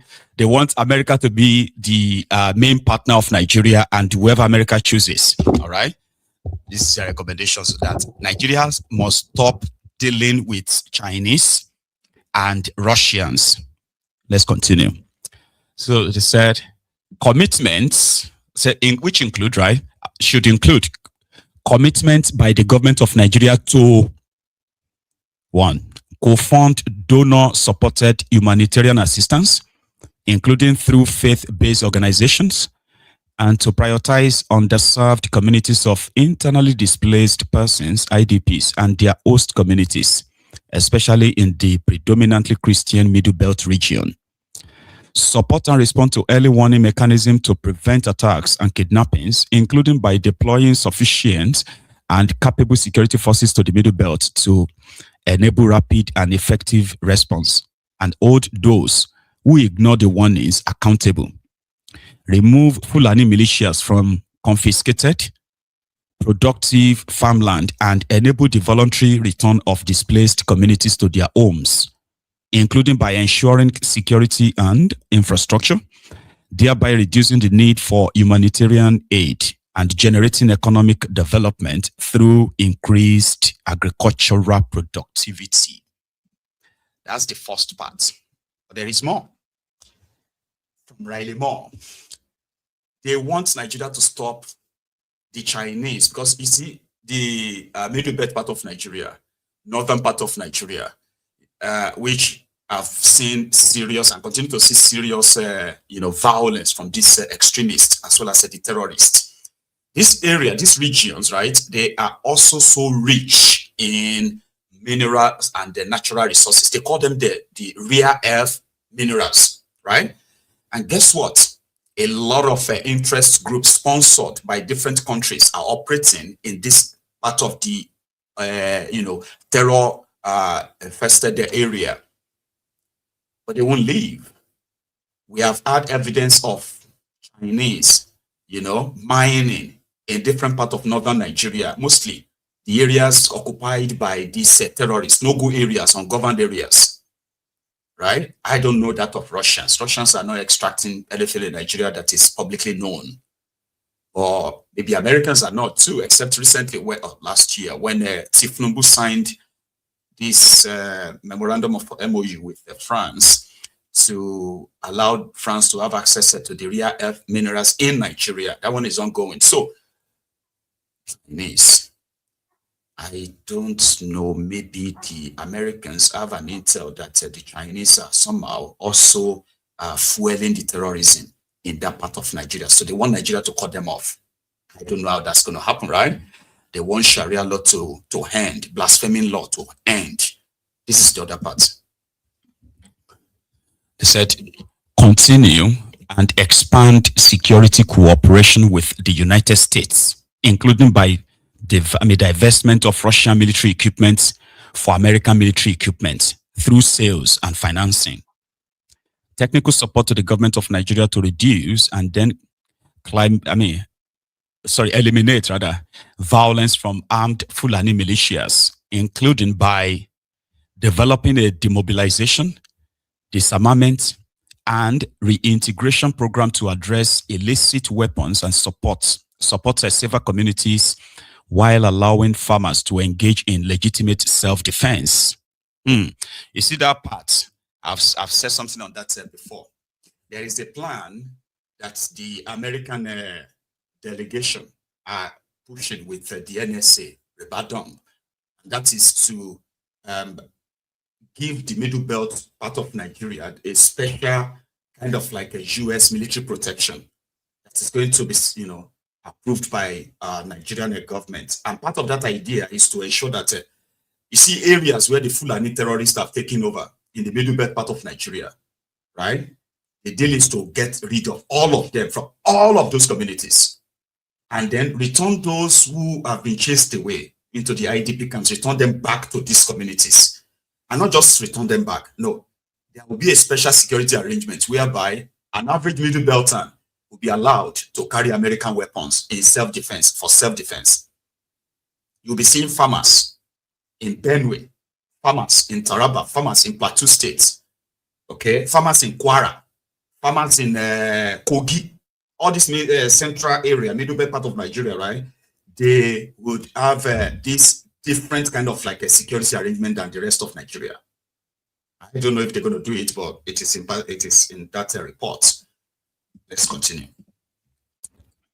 So here, so for self-defense, right? They said, and then supporting the new Ministry of Livestock, ranching plans, and meaningful land reforms efforts. So enhancing the recruitment, technical capabilities, and willingness of the security forces and military to prevent and respond to violent attacks. comprehensive counterterrorism cooperation to rid the region of foreign terrorists organizations that pose a direct threat to the American homeland, including through the provision of excess defense equipment and use of relevant drawdown authorities. Counteract the hostile foreign exploitation of Chinese illegal mining operations and their destabilizing practice of paying protection money to Fulani terrorists. See what I said? I haven't even seen this part when I said that. So America is practically trying to tell Nigeria that China is also funding terrorism in Nigeria through their illegal mining. I don't think that's news. Is that news to you? No? All right, let's continue. So, then also for Nigeria said to implement the National Security, Department of State and related Programs Appropriation Act 2026 to support the preceding recommendations and the following priorities. One, increased accountability by requiring proof of progress before obligating additional funds. Programs to address religious freedom, atrocity response, legal reforms, expand and improve policing, strengthen the criminal justice sector, improve anti-money laundering method, and enhance capabilities to disrupt terrorist financing networks, as well as capture illicit monies from Fulani militias members. Treasury Department programs and activities to strengthen the integrity of Nigeria's financial system, which will safeguard U.S. national security and enhance the favorable balance of trade for the United States. United States Development Finance Cooperation investment in Nigeria, especially in the Middle Belt, right? So they want to change not just security of the Middle Belt, they also want to change the economy of the Middle Belt. It's part of their proposal.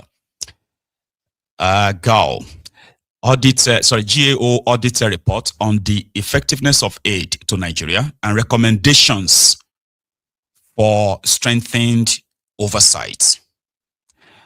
Also, to invoke and publicly announce the CPC presidential directives to name and shame perpetrators of violence, implement sanctions on groups and individuals who participate in or tolerate violence against Christians, continue visa restrictions for perpetrators involved in Christian violence and violations of religious freedom, demand the repeal of Sharia codes and criminal anti-blasphemy laws. So they are asking American government to pressure Tinubu now to make sure that the Sharia ends in Nigeria. Would that not be the end of Nigeria now? Okay. Also, to review and use points of leverage to compel Fulani herdsmen to disarm, including by blocking export of beef and other cattle-related products to countries like Ivory Coast, Ghana, South Africa, and Senegal. So they want to ban the export of the beef from Nigeria as part of the sanctions. They are proposing that in order to disarm the Fulani terrorists. Ensure adequate staffing of diplomatic posts in Nigeria. This is their own now, protecting themselves against any other, backlash. Improve the foreign military sales process to expedite the procurement and delivery of defense articles and services necessary to support shared security priorities. Require a national intelligence estimate, NIE, on Nigeria's sectarian and communal violence and review classifying Fulani militia groups with links to terror groups, as well as other groups conducting organized campaign of violence that threaten the United States as a foreign terrorist organization. Enlist the support of international partners, including France, Hungary, and United Kingdom. Okay, so that's those are the recommendations of Riley to Donald Trump. There are so many things that is actually going on in the United States concerning these killings in Nigeria. You still have the Ted Cruz team too.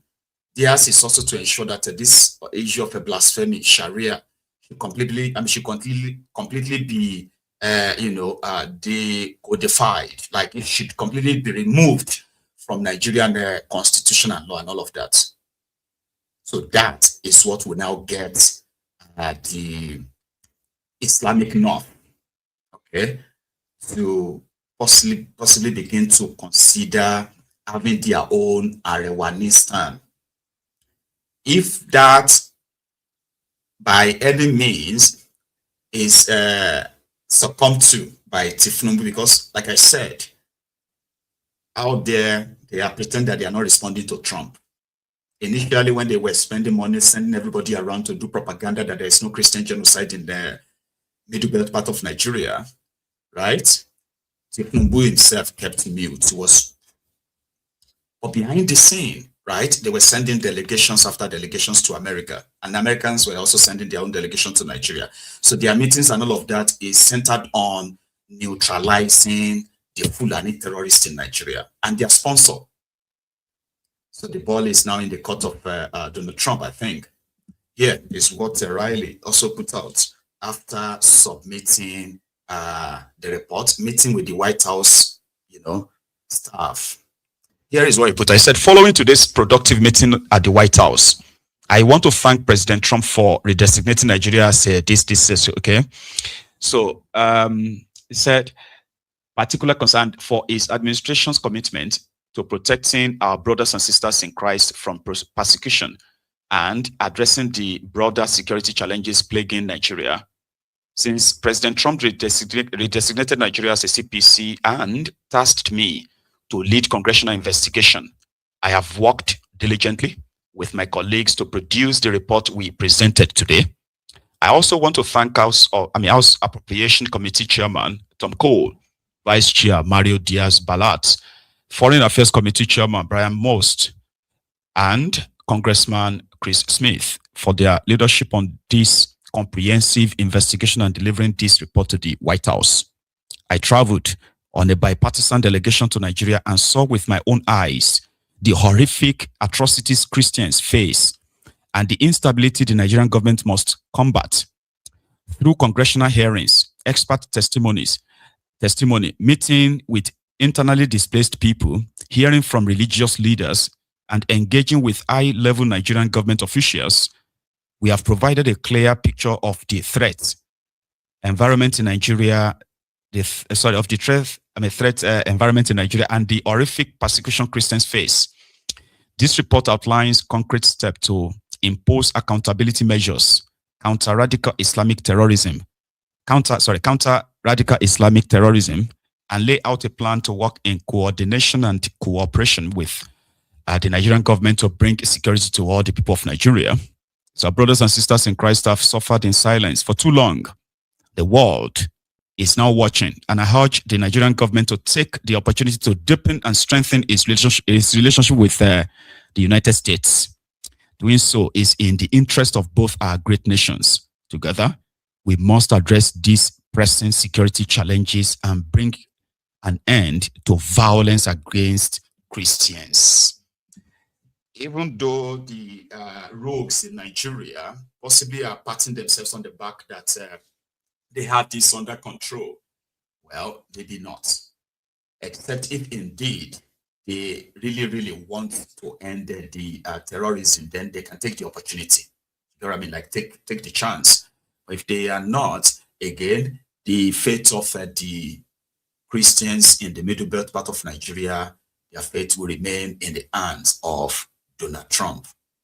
What he does with that in the coming days, weeks, months, and even years.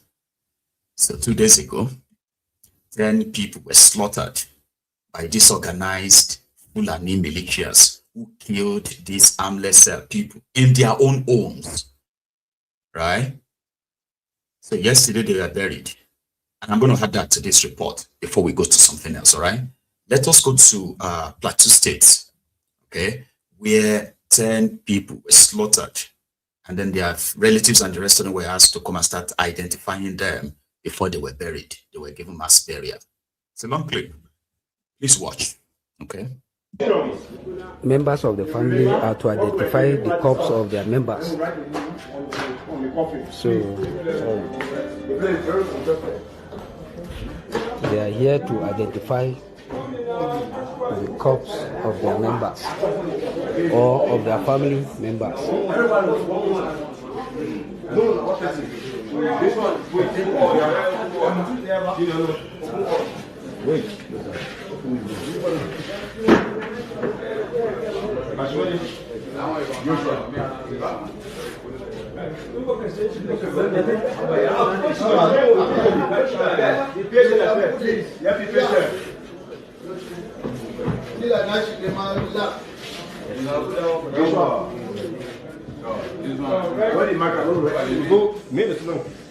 Joshua.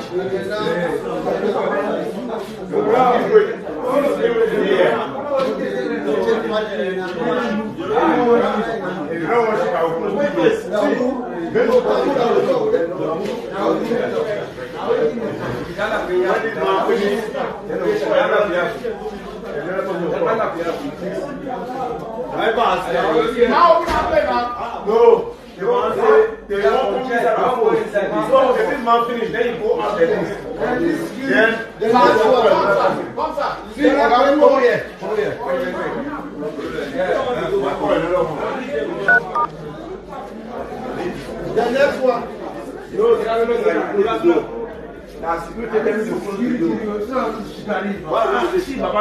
What did they run? And this security they are saying now.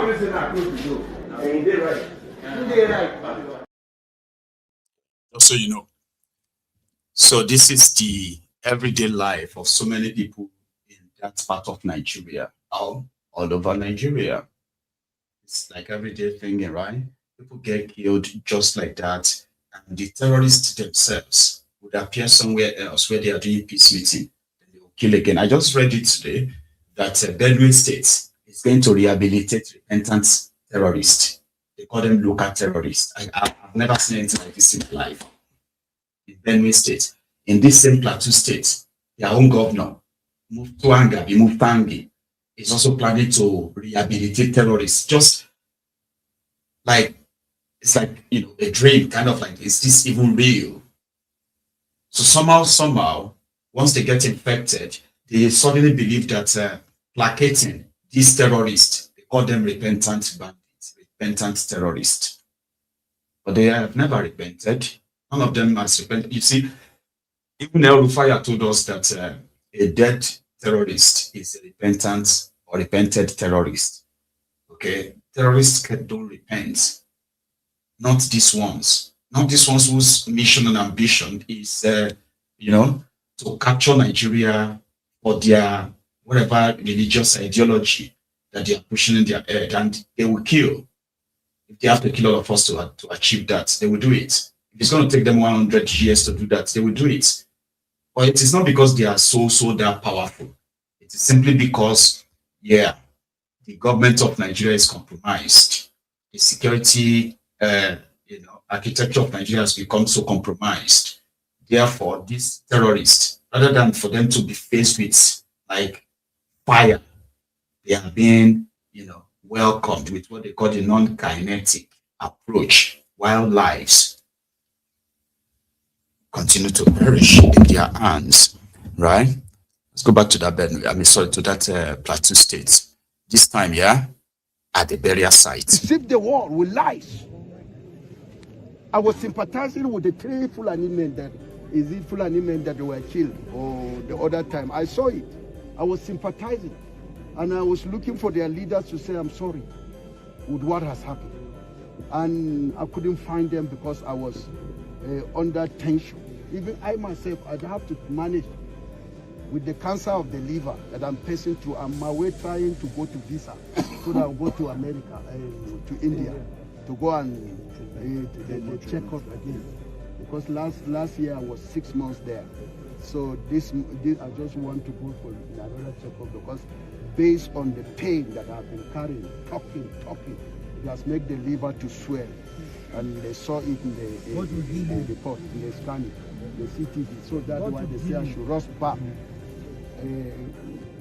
I have to beg you, please, thank you for what you people are doing. Thank you. But by God's grace, our people will see what we can do. We know the scheme. We know the strategy. We know it, definitely. Not that we don't know it, but it has reached a state around. They have made our people not to listen to us. We have never entered. Look at houses there. We have never entered even once. Our youth can enter that place in one particular night. We have never entered. No Ruga we have visited. We continue to show love. That has shown it's not silence, patience, it's not weakness. It's not weakness. We want peace. I was on my knees when the National Assembly set a committee. The Hardos were there. I kneeled down. I begged them, you are the supplier of peace. If you say we are going to have peace today, we will have it. But we have always been giving you peace. We have always been giving you peace. We are at the receiving end. At any movement. I will ask the Fulani who killed the chairman Yeti Allah last year. We know the strategy. They want to wage war. And look at us as if we are the one that killed them. But they know he was killed at home. And our people cannot go there. And today, 3 people were killed again. Another strategy. Why would they be killed and remove the head? Because Islam cannot remove the head. And even the Christian cannot remove the head. But they went to the extent of removing the head of the Fulani men. On what ground? And I'm not accusing anybody. It can be my people. It can be their people. But all I'm praying that God should expose those that are behind this thing. They will never know peace until they repent. So thank you very much, sir. I've spoken to them. I'm begging them, let them allow. Because, like I reported it yesterday, right? After these 10 people were attacked and killed, the youth regrouped and they went after these Fulanis who are locals there. So on a reprisal attack, they killed the boy. Right? That's why he's admitting to that. Right? You know, the boy was killed and he had to go and meet the Fulani leaders in that area to appeal to them that, you know, for peace. All right, as the tension continues to rise. But yeah, it's been, you know, it's been bloody enough that the people have been at the receiving end. The government of Nigeria hasn't declared that they want to disarm the Fulani terrorists. They can't even say it because the National Security Advisor to Tinubu, Nuhu Ribadu, has admitted to have given over 2,000 AK-47 guns from the office of the NSA to the Yeti Allah so that they could defend themselves, protect themselves. So who approved that? Tinubu Abe, that the Yeti Allah should be supplied weapons. Who are they in the scheme of the things? It is also inside in that same Nigeria, in Nigerian army, that they have a special squad. I've been a squadron that they call them, dedicated to providing security for the Fulani axemen and their cows. They call them the anti-rustling squad of the Nigerian army. That's their job. Protect these guys and the rest of that. Now, all of this is part of the, what do you call it? It's part of their background arrangements that continue to fuel this on its own. Yeah, so who are they going to turn to in this instance now? However, the Nigerian army, Nigerian soldiers, they paraded the aftermath of their own encounter with a group of Fulani, a group of ISWAP terrorists.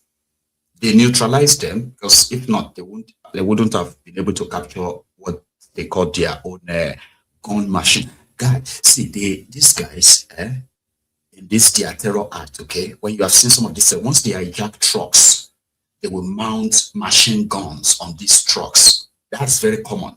Where you are going to see a Toyota Hilux with a gun, what have you mounted on it? Machine guns, right? But these terrorists have also mastered how to ensure that their bikes, because they usually like use the bikes to penetrate the entire terrains of all those jungles in Nigeria, right?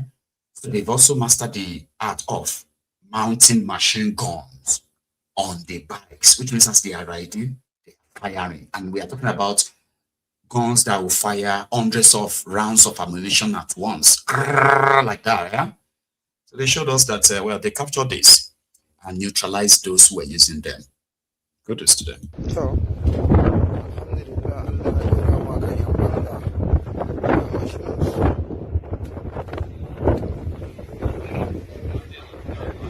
ana gani nan kayan da suka zo da shi kenan akan su dole da zo su kore mu.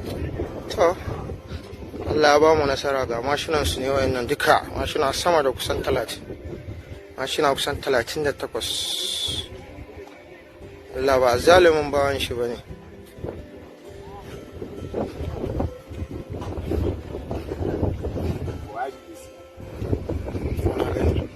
Nan bama ne duka gashi sun zo a dole za su kore mutane da shi. But these people, they don't get joy. They really mean now. They mean to dislodge us for this camp, but shall God they? God no go leave them.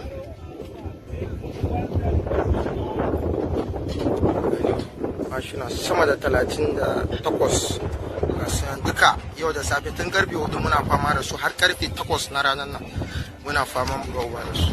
Allah ba da sa'a an kashe na kashewa na gudu sun gudu mun karɓi mashinan su. Ana gani kon Allah kenan. Gashi.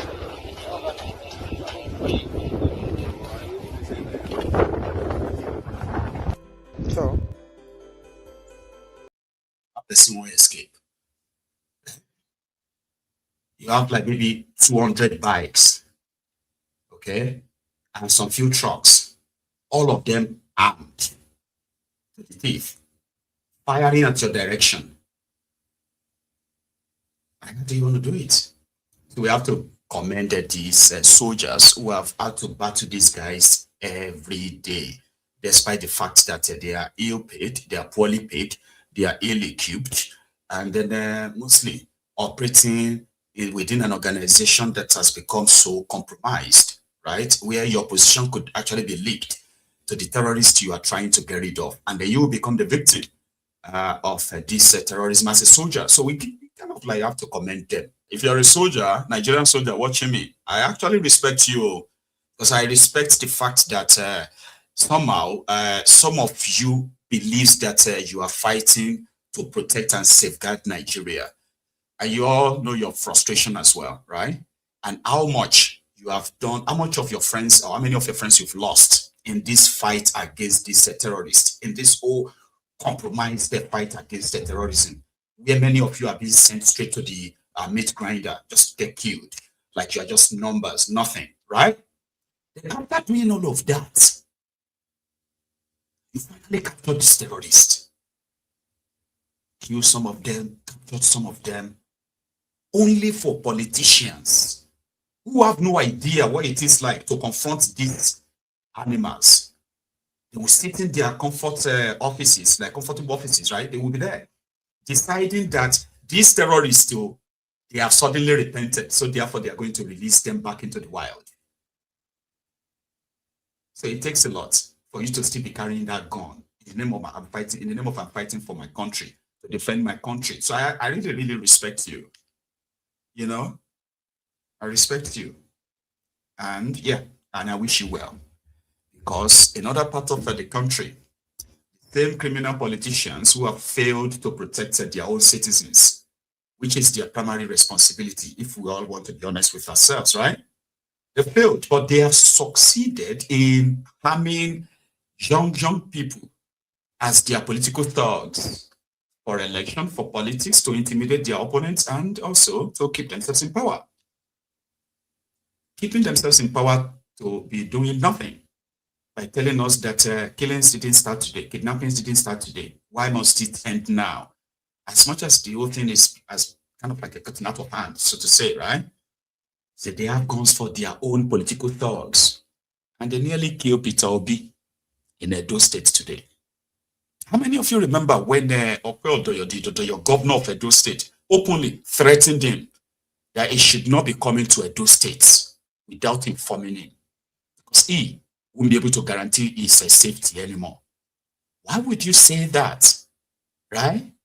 Of course, because right now in Edo State, Opeodoyo owes Tifnumbu a whole lot of gratitude for making him governor of Edo State. And in paying back, he cannot risk the Edo people, right, voting against Tifnumbu. For him, he's got the control of the place. Why would Obi keep coming back here? In Nigeria, so here is that clip, in case if you have probably forgotten. This is where we're going to start from, to what later happened in Edo State today. Here, Opeodoyo, governor of Edo State. The man will say no gashishi. I am sending a direct message to him. There is a new sheriff in town. He cannot come to Edo without telling me, because his security will never be guaranteed. Whatever happens to him when he's in Edo State, he will take it. I am serious about it. He came the other day and donated 15 million. Somebody will say, no, Gashishi, why get 15 million to donate to people? By the time he left, there was crisis. 3 people died in Benin. So for that reason, tell Obi he should not come to Edo without telling me.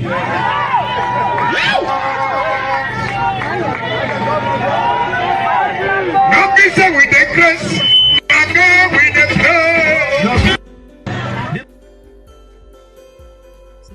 praise. They're actually crazy. So a lot of people reacted then, like, why would you say that? Like, what the heck, man? But he said what he said.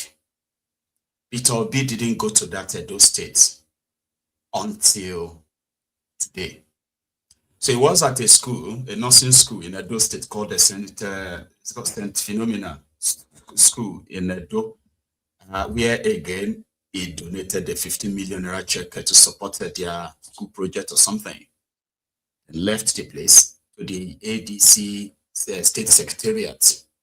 And afterward, went to Maiyegun, the former APC chairman, former governor of Edo State, who is now a member of the ADC. Went to his place. That is when the Kasala burst. They were actually shooting to kill, destroyed properties, and all of that. I have all of that here. Let's start from the school. St. Phenomena, where he gave them money this afternoon before the attack. Part of what you are doing by presenting this check of 15 million, it gets the operator, the manager, the provost. Let me continue to thank you. And I'm happy the manager what you told me today, because he showed me the amount I'm still in his life. You know, when I thought I'm doing well, he reminded me I need to do more. So thank you. But today, I just, as I did last year, I'll continue. Maybe because of what you said and you're doing physical touching. Let me hope I'll come back even this year if I can. You know, thank you. So you hold.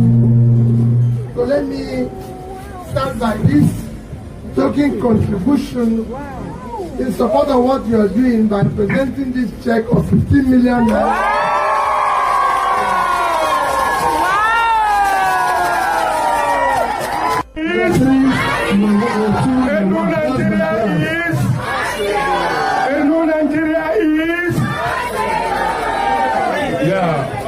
Class by class, year 3, all year 3, all year 3.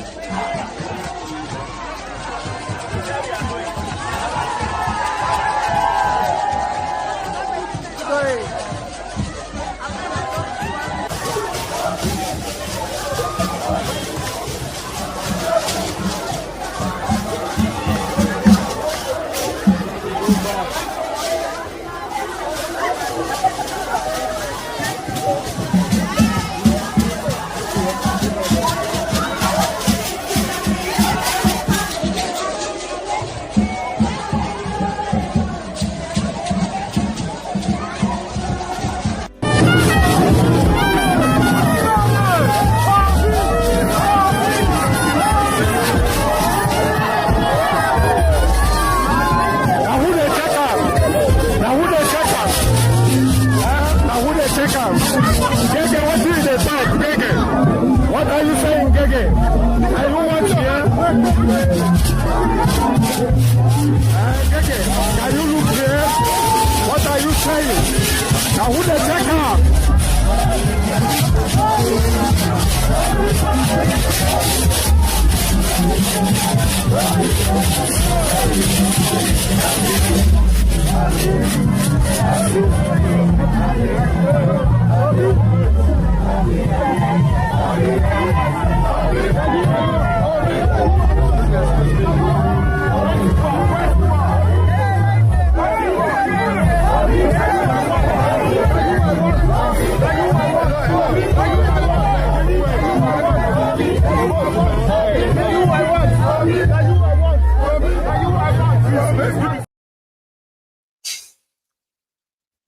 Everything was fine. Everything was going well until they decided to leave the ADC secretariat for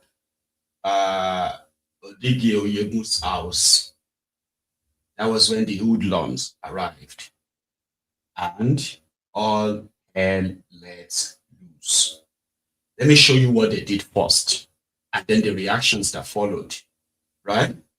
The destruction that followed that joyous environment that you saw in that video didn't actually last. Right? Watch this.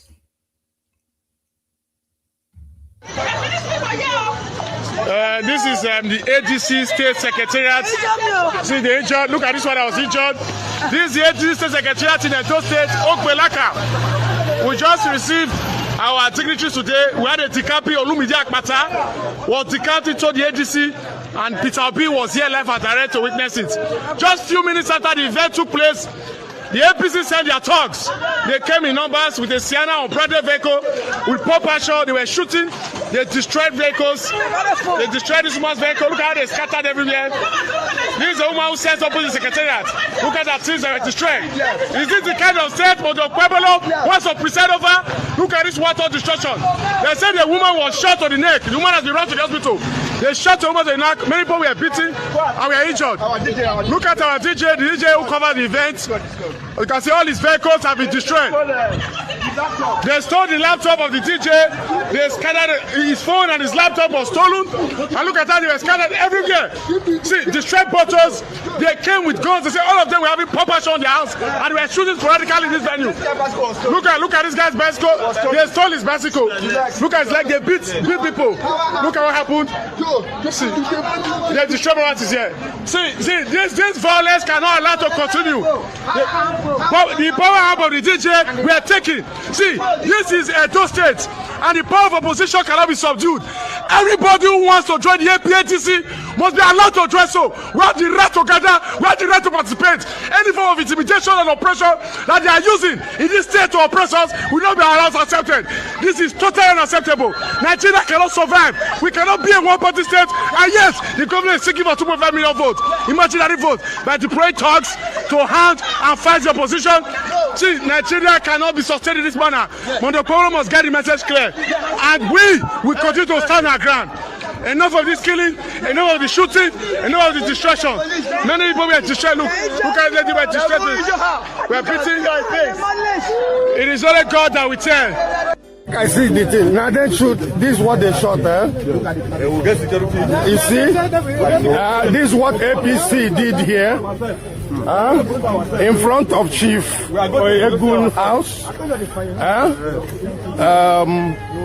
This is what APC did. So you guys should know that 2027 is not going to be 2027 is not going to be a child play. Look at what they did. Look at what APC did. Look at what APC did. They shot. They were here shooting, destroying people's car. Yes, it's a gunshot. Yeah, it's a gunshot. These bullets. Yeah.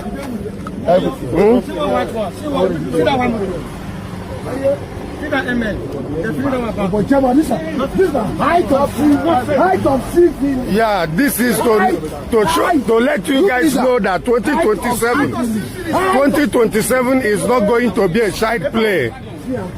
You should be ready.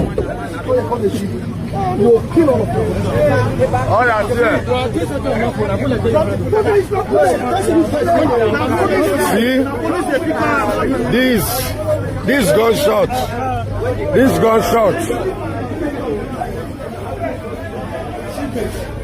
See bullets at the gate. This former governor's house. This former governor's house. Chief Maiyegun. They are angry because the obedient mobilized and the ADC has also mobilized. They are angry. This is what the APC are doing. 2027 is not going to be a child play. For you guys to be ready, to know that what is coming is not a child play. Everyone should get ready and get prepared. They know that they will lose. They know that Tinubu will lose in 2027. They know that Tinubu will lose in 2027. They know that Tinubu will lose in 2027. And that's what they are doing. They know that Tinubu is going to lose in 2027. See bullets. Thank God, enter inside. This one, they targeted the fuel tank. They targeted the fuel tank so that, 2027 is not going to be a child's play. I bet a lot of people actually knows that, have you? As much as some are saying that the 2027 is going to be a walkover for Tinubu because there's no opposition, the blah. The likes, or is the foot soldiers, the likes of your governor of Edo, and many others who are still going to show you, because this is not just happening in Edo, right? It's happening in Lagos. It has happened in Kaduna. It has happened in Katsina, where people have been attacked for associating with your opposition, ADC. After the attack, because when they were attacking, this is what makes it an assassination attempt. So when they were attacking Maiyegun's house, simultaneously they were attacking the party secretariat simultaneously. But when they were attacking Maiyegun's house, right, shooting and all of that, Peter Obi was inside the house. Initially, people thought, oh, it was after Peter Obi left that all of that happened. No, he left the secretariat, went to Maiyegun's house simultaneously. Attacked the two places, and you saw it in that clip, right? His own reaction, press conference of what happened. Peter Obi, former governor of this state, and you can see what happened in front of his house, where hoodlums came shooting. You can look at his gate. Everything. Let's see the bullet holes. Let's see the bullet marks at his gate. See the several cars damaged and everything. That is where our democracy has reached.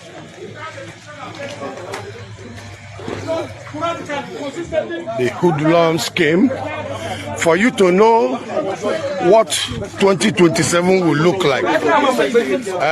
Immediately after we left the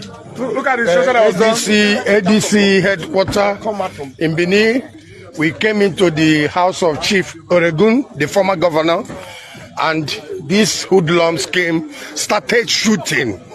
These are bullets, started shooting. These are bullets, started shooting, destroying vehicles.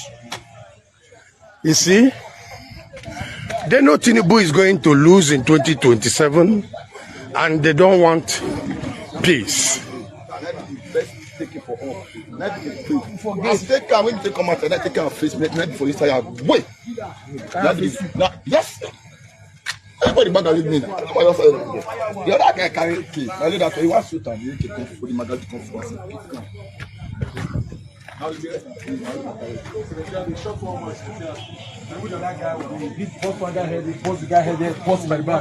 to pay the hospital, the clinic bills, and take care of the guy. The structure there is another level. They wounded and the secretariat there. Yeah, they shot somebody. They blast the guy head here, blast him at the back. They beat him merciless. Yes, they shot one man in the neck, that one hospital.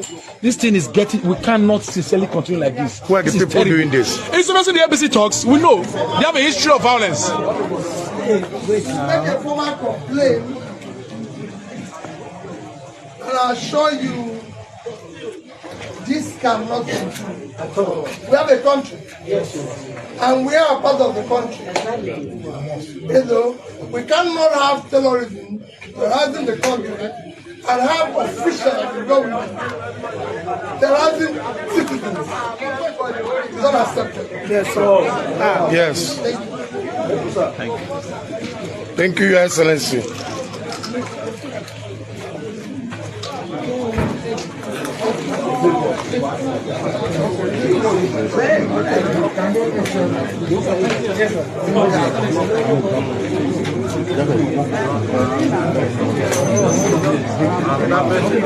Big man.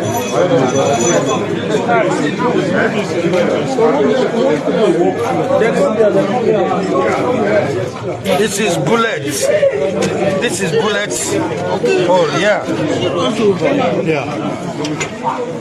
They ran away when the DSS started retaliating. They now heard the sound of a different gun and they ran away. The information reaching us heard it that immediately we left the secretariat, ADC secretariat, they came in shooting. They shot people, wounded some people. Those they wounded are now at the hospital. This is bullet, life. This is bullet.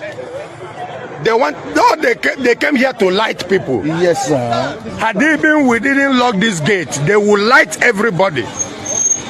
All the plan is to light people. That was their plan. Yeah, it's to light people now. They want to light people. Now you get the car. You see? I'm a state youth leader. You are the state youth leader. Maybe that's the reason why they did this. Yeah. My car, they knows me already. So maybe that's the reason why they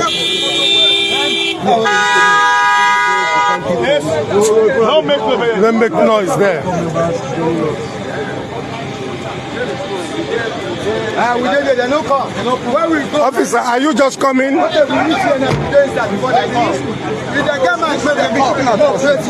Some hoodlums, stop, scared.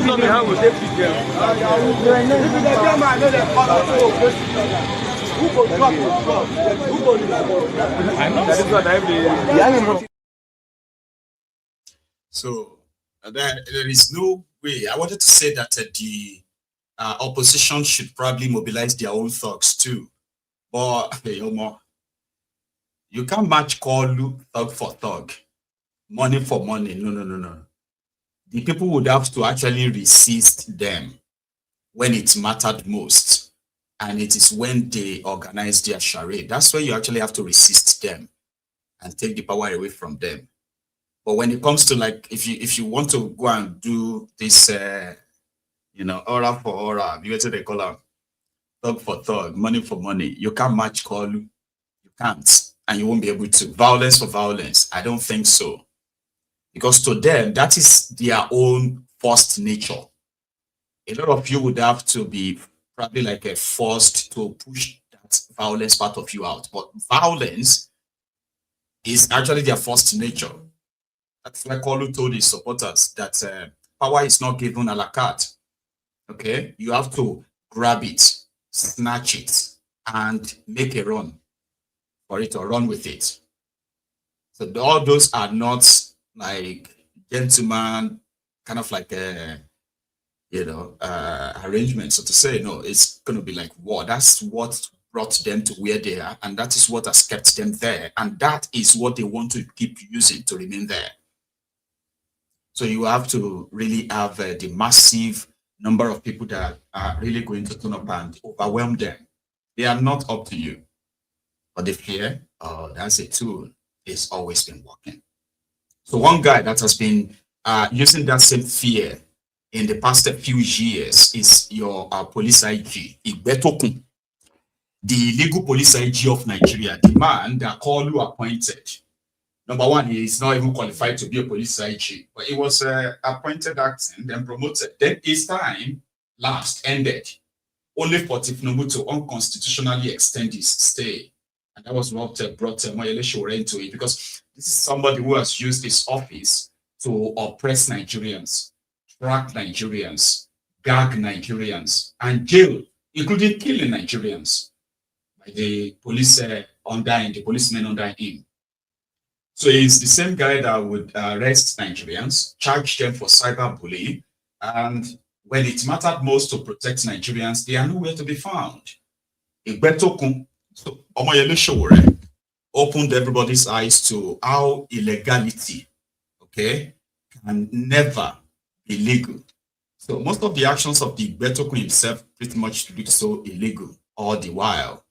So finally, Kalu told him to go and resign today. And it is not that he probably retired or anything. No, he was told to, hey, drop your resignation. And that spread like wildfire, okay? Because a lot of people, including Showore, a lot of them were more or less like, when is he ever going to go? Or the impunity that made him police IG, the Tinubu's impunity that made him police IG, is still very much at play. You know, they have AIGs, they have DIGs. The DIGs are the Deputy Inspector General of Police, who have had their wealth of experience, years of it. I don't know if that is even possible, because what difference does it make, right? What experience would a normal police officer in Nigeria have to rise in ranks and then get to the top of his career? Like, what is he going to do different? Like, what is any of them going to do different, right? Different, rather. Anyway, Igbetokun is resigned, and he will be retiring other police DIGs, as Tinubu has now nominated an AIG, Assistant Inspector General of Police or so, as the next acting IG. But the backstory, there is actually even more from there, because it's now came to light on the eve of Igbetokun's exit. It came to light that his son, right, received a whooping 100 million naira from the Anambra State's security fund. How did that happen? Like, why would Anambra State's government send 100 million naira to Igbetokun's son in error? Like, how? So here is the guy who was defending him last night before his stack today. The office of the IG is uncomfortable with the searchlight that Showore and some other people we're doing this just because of gullible people.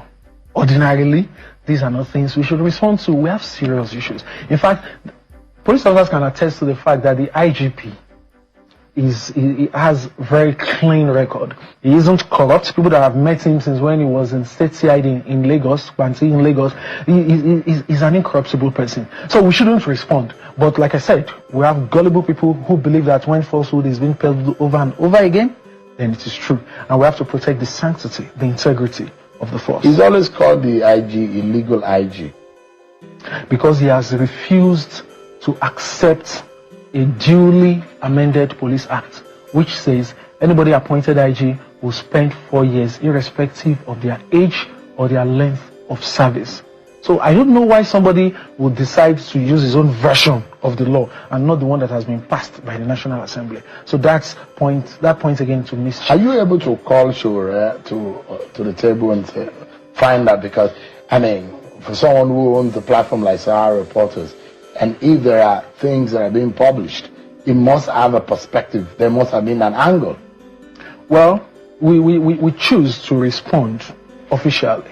Oh, you've said this, and this is what I've said. But you know, we have responded and clarified issues over and over and over again. And this person is hell bent on peddling the same falsehood of Shure said IG was harboring a criminal inside Force Headquarters and was giving him security to be committing fraud. How is that possible? How is that even reasonable? Well, we're happy that the case is being handled by the EFCC now, so that the truth can come to light. But I can assure you, I stay in that same Force Headquarters. I stay on the 7th floor. So to get to the 7th floor, I move from ground floor to 7th floor every day. And I can tell you that that is not even possible. So these are the extent of lies that have been peddled. So like I said, we've responded, but if you choose to keep doing what is obviously wrong, then we have no option but in the interest of the organization, the sanctity of the organization, to approach the courts to stop you. And that has been done. Nuisance Lele. What's with that guy name again? Is his name something Frank something? Anyway, he was there to debunk as expected. He's working for Politico. He went on again to add this, by the way, in that same interview. What exactly? What's the history behind Shure and IG? Have they met before? Do they know each other before? Well, he has. Because he's never going to get off the backs of IG. Well, the court has asked him to stop, to refrain from that, and if he doesn't do that, then he's going against the court order, because we cannot allow this kind of thing to continue.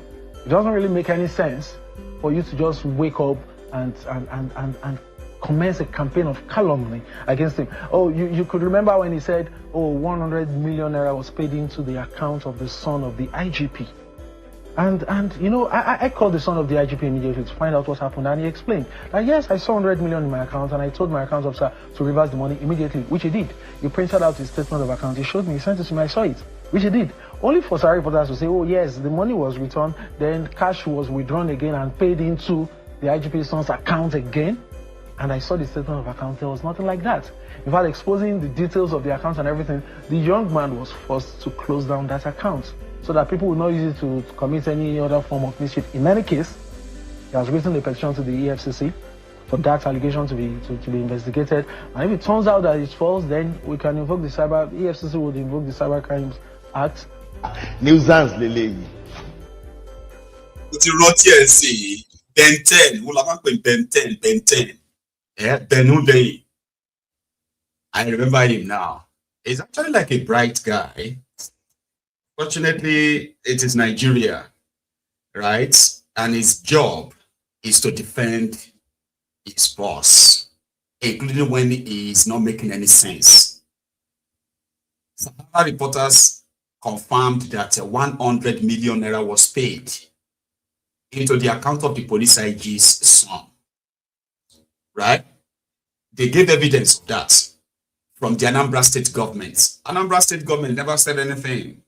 They just kept, right? But Ben 10 was on TV last night to tell us that the boy returned the money. He surprisingly saw, he kind of like surprised to have seen 100 million naira in his bank account, you know, from Anambra State Security Fund. Who paid that money? Like at the point of sending pay or pay this person, does the Anambra State government not have the what they call the technical know-how of the people they are paying? No. Anyway, Ben 10 said that he returned the money. Sahara reporter said no, the money was withdrawn from the accounts and then in cash. So they don't believe that he returned the money. Something shady was going on before his father was sacked. Now, You know, say Shore also won a case against them that they were supposed to pay Shore 30 million naira, Nigerian police. They said they are working on how to pay him.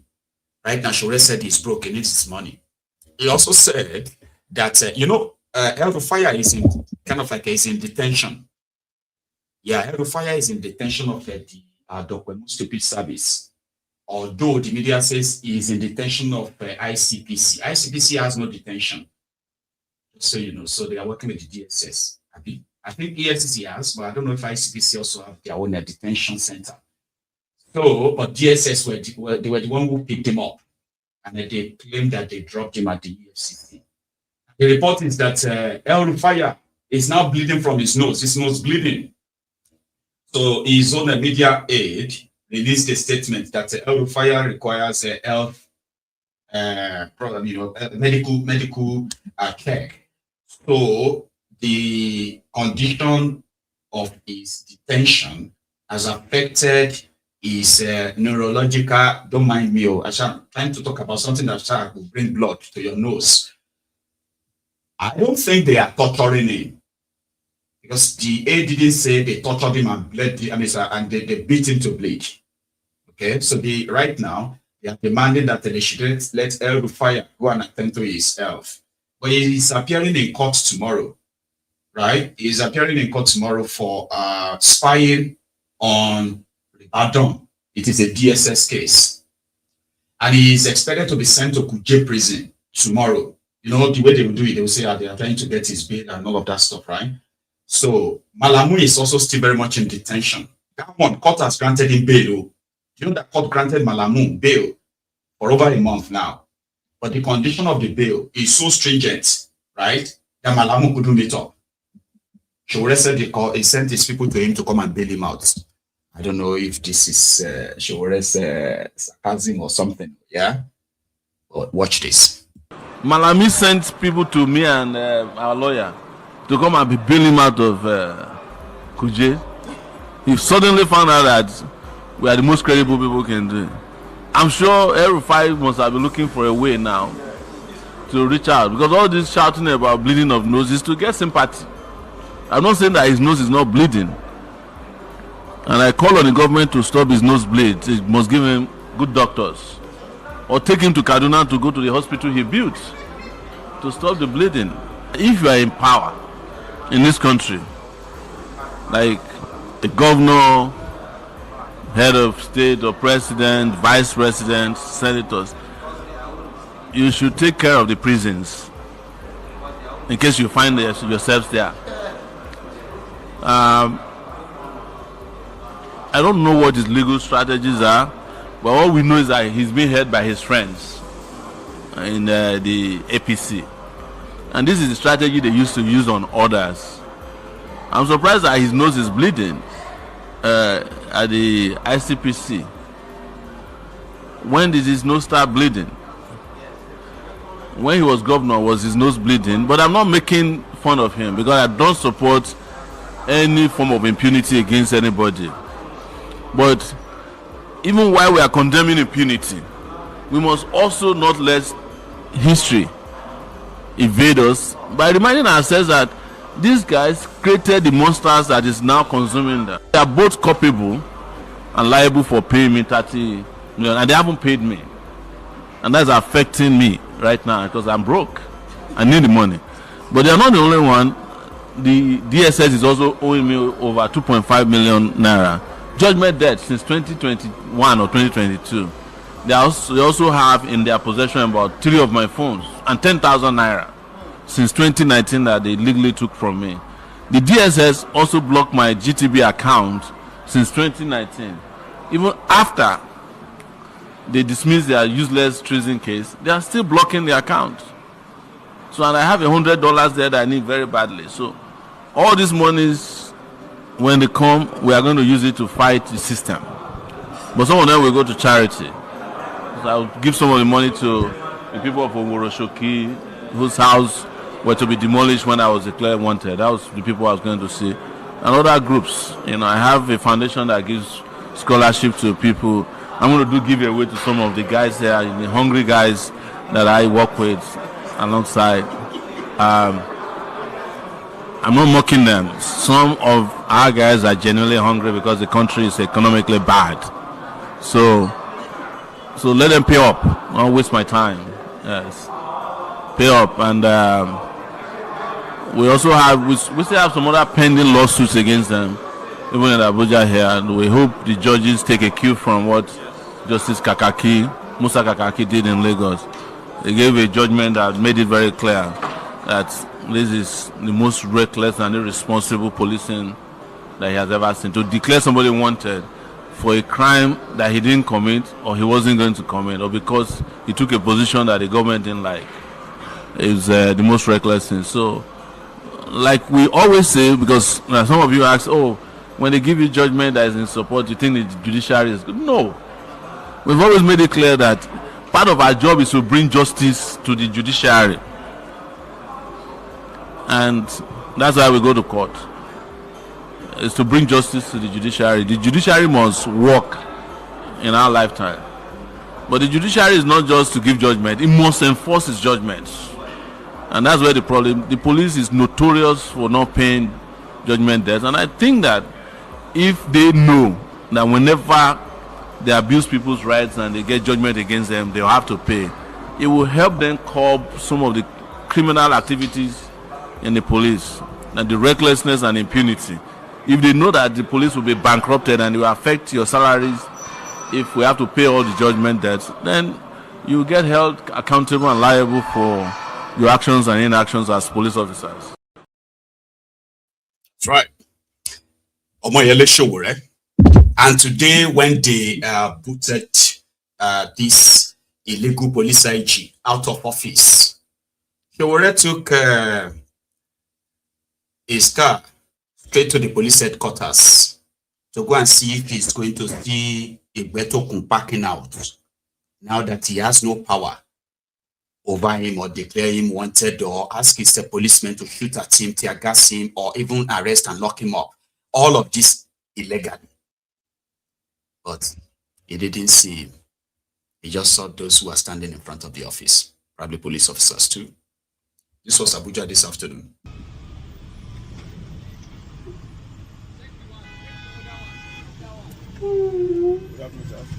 We came to see the new IG. We want to see the new IG. We came to see the new IG. We never get new IG. We came to see the new IG. We came to see the new IG. Where is it? Where is it? They say they don't remove Berom. I want to see the new IG. You are not aware that they have removed Berom. You are not in the police. You don't send signal. So the new IG is still in the villa. When it will come now? The Berom still there here. Berom has to leave. That's why I came. It's not supposed to be here anymore. Why is he still inside? Now no get signal. Say they don't. I don't get new IG. Okay. So you cannot let me go and tell him to leave. No, you can call him so that if he say we. Do you have his number? If you have his number, you can clear this with so that we have the other stuff. I don't want to stay. I'm not interested in staying here. I said I don't want to stay. I just wanted to see if the new IG has come. No, the new IG. Okay. So that's the person. I don't expect Berom to still be here. And I want to know the time they are pulling him out. It's only the Berom is inside now. The new one not come. It's in the villa. I wanted to come and see what the new IG is there. New IG. New IG. Yeah. They don't change the IG. Look at this man. They don't change the IG now. So now we will tell you now with the police. All right. I'll come back tomorrow. Well done. All right. Let's go. That's a Sowore. So he's here to tell the police officers that they have sacked their boss. So you have new boss now, and they all pretended that no, they were not aware. You know, so it's going to go back there tomorrow. And indeed, Olatunji Disu is going to be your acting police IG, and then your substantial IG in the next couple of weeks. So that is the guy that is now going to organize your 2027 elections. Yeah. You know, people say that, you know, it was the commissioner of police. It was once upon a time the commissioner of police in Lagos. And a lot of people believes that he's a fine police officer. You get what I mean now? They believe that, in fact, some are already postulating, telling us that if this Tunji Disu is unable to reform Nigeria police, nobody else can reform Nigeria police anymore. You know Nigerians, eh? And some of this, they are hyping and the rest of it. Right. So, just for your own glimpse, it's a known face, so that people can actually know him more. We are about to find out. This was him when he was promoted to the his current position, I believed, when he was promoted to the position of AIG with his mom and his wife. It's a throwback. Oh yeah, embrace mommy, come you on.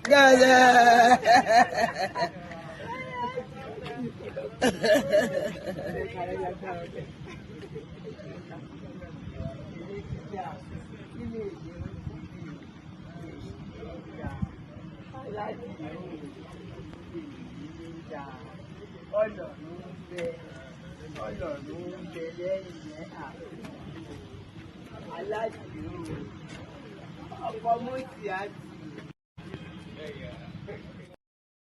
Okomutiatu. That's his mom, and that was when he was promoted to the AIG. Now he's the Tinubu's acting police IG, taking over from Igbetokun. We're going to hear more from him, yeah. However, Kalu himself hosted the APC governors, I think, yeah, APC governors, to an iftar, which is the breaking of fast inside the asshole rock yesterday. And he used the opportunity. He's not reading speech, so this is going to be calling in his elements. He used that opportunity to tell everybody, the governors especially, that Nigeria has come out of the dark era, the time of uncertainty. The economy is better now. The country is safe. A lot of things going on. So therefore, he urged them to help the poor, like Zulum is doing in Berom, okay, giving food to the poor. They should do same. They should create, he should have said a lot of things, which most of them are just there in their own supposed bubble, not the reality. Because when you listen to them, they will tell you everything is fine. If you can't see it, it is simply because you choose not to. You get that now. The economy is fine. The inflation is down. The food inflation is coming down. What else? Local governments are getting more money. All these are not true. Or you see, when they continue to repeat and repeat and repeat and repeat, and that's very dangerous, because when you lie, or you cook your propaganda, and you begin to believe your own lies, and you started living your own lie, far away from reality, it is dangerous. I'll give you an example. When Kalu came in 2023, yeah, the unemployment, the unemployment number in Nigeria then was put at over 60%, but it was actually 73% or something. It was that much. So they said, okay, unemployed, underemployed, they are not different from unemployed. But the government of Bokwari at the time, they put the unemployment rate in Nigeria at like over 44%, which is also not true. Government figure. Same figure is applied to inflation, food, this and that. Okay. But what did Tinubu do when they come in? They rebased the whole number. They sacked the Nigeria Bureau of the National Bureau of Statistics, Kale. They removed him because they felt like the agenda of fixing this propaganda in a way that they would have any objection to it within their circle, right? NBS cannot be releasing facts when they want to make sure that they are the ones who determine the fact. What is fact? So what did they do? Tinubu and his gang, without creating a single job, They cut down unemployment from over 70% to 4.3%. What was the criteria? They said if you are, by any means, running an errand, for example, that you are earning, people give you money, that it is not a full-time job, but somehow you are still earning something that the system is not capturing. You get that now? So they decided, well, they are going to capture everybody. Woman with the sell pepper, woman with the grind pepper, the one that is, they put everybody together and they say, these are employed people. Why they have always been captured. Then the number just dropped without creating a single job. Unemployment dropped in their book. But outside here, you know the reality. Similarly, they said that the poor people in Nigeria, the poverty, this and that, how are they rating it? Oh yeah, they are giving them money now. Government is giving them pocket money. So because of that, they have reduced poverty. They rolled down fake figure, which is the danger in that is that you will not be able to actually address the problem. You get that? It's like you packing your own scripts. You will never be able to learn from your mistakes and build on that. No, you will be living a bubble, a lie. That's what Teknobu and his gang are doing. I'll show you. He was addressing them yesterday. This was yesterday evening, after the breaking of fast.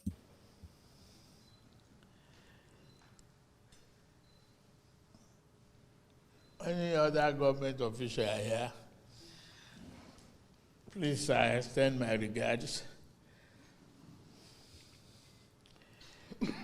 It is a joy and a great honor to be with you again this year.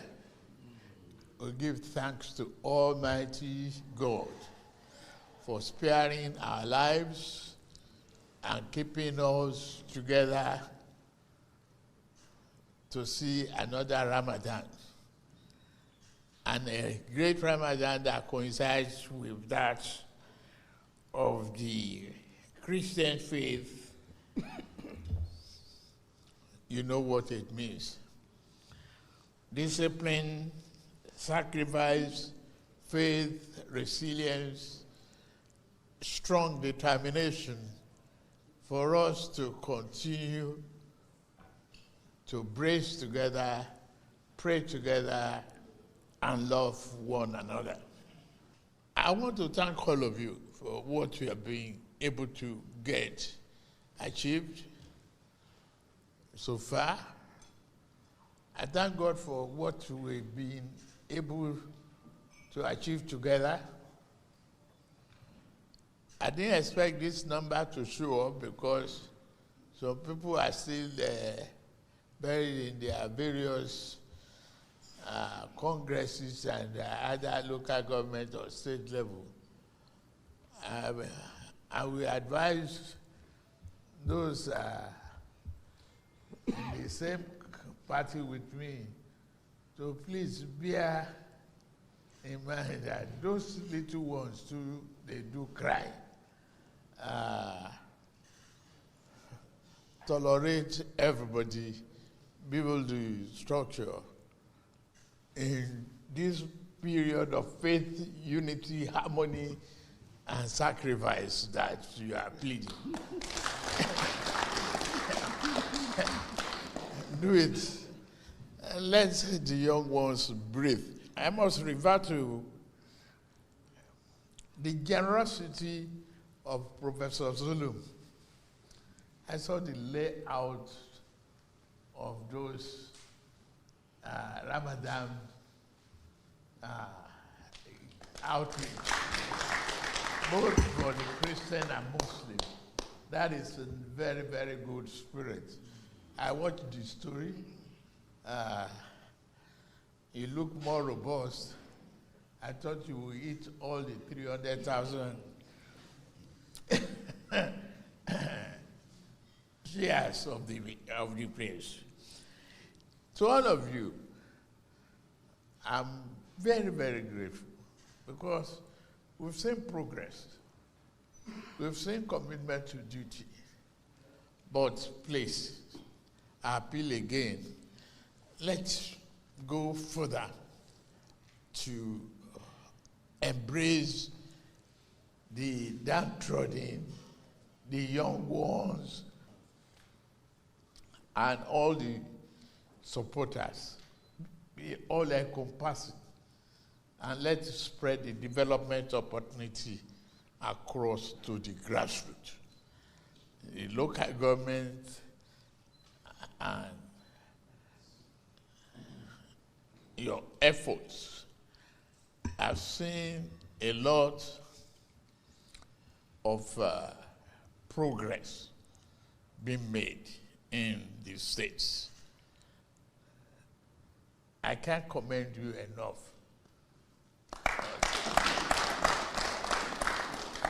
The result of hard work is more work, including my son, the farmer from Niger.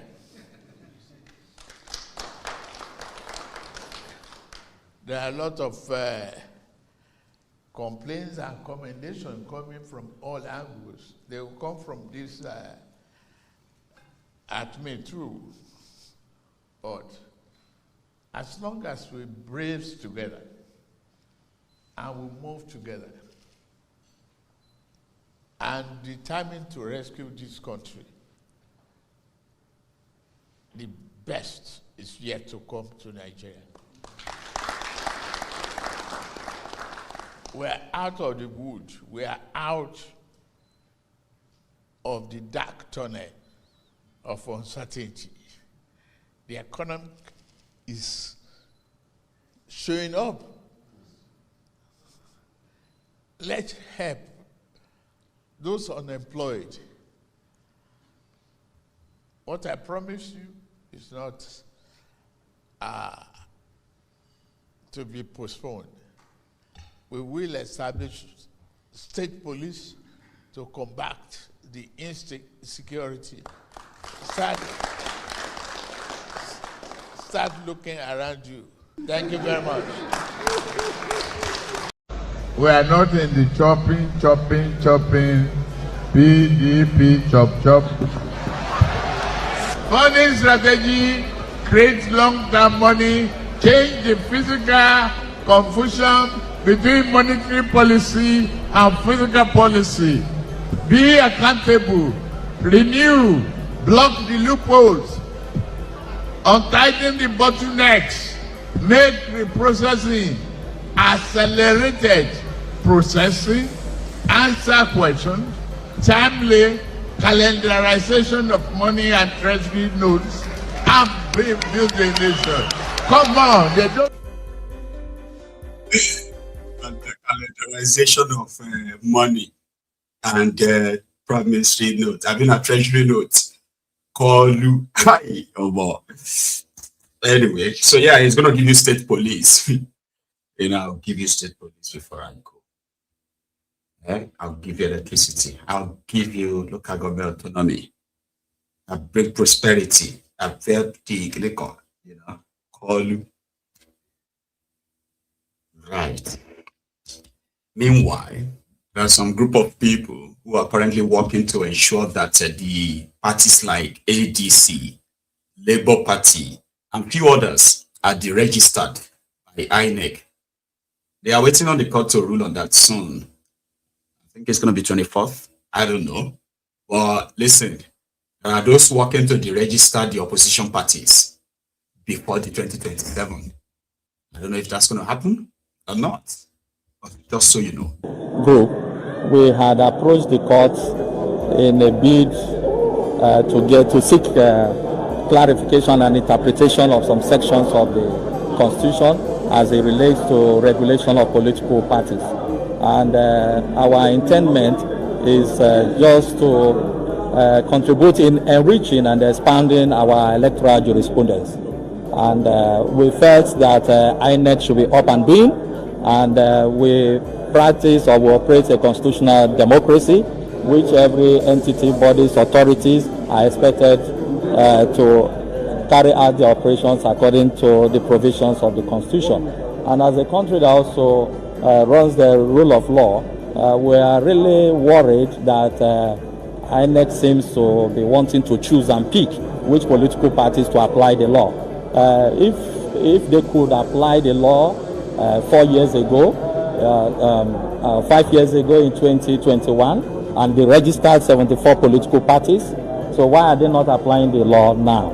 And these are the issues. So we expect that at the end of the day, the courts have to decide one way or the other if INEC have acted dutifully or otherwise.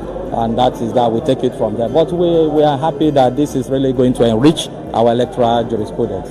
That is why we are in court. Thank you very much. My name is Honorable Raphael Ibokwe. I'm the Chairman Board of Trustees of the National Forum of Former Legislators. And these are my members, you can see. Thank you. Application challenging some of the issues we raised. That issue has been taken and is now adjourned for ruling on the 24th of March 2026. The original summons was filed in December last year, but after a careful review, we noticed there are other political parties such as Accord Party, Action Alliance, APP, Zenith Party. They are also in breach of the Constitution. So it was on that basis we noticed, that breach we noticed. We now apply to join them, and that application for gender will be taken on the 24th of March 2026.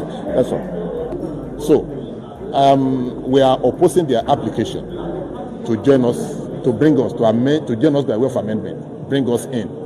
And we are seeking the leave of court to file further affidavit in support of our counter affidavit. That was the only issue that was taken today, and that's what was argued today. Why we are opposing join them? Well, you see, you ask yourself the way where we find ourselves today. We should allow political parties to grow, and we should allow opposition to breathe. So, if any cunning way, any method of erasing all opposition parties must be fought with every power that we have. It must be fought. I'm not a politician, but if we need a better Nigeria, opposition must be allowed to breathe. Yeah, thank you, sir. Yes. Like, what is going on? There are those who are working overtime to ensure that by the time you get to 2027, there will be no opposition to Tifunu anywhere. What are these guys even thinking? Oh, it is going to strengthen the electoral process of Nigeria, or is actually going to help you destroy everything you have been trying to destroy all this while? What is their obsession with what oppositions are doing?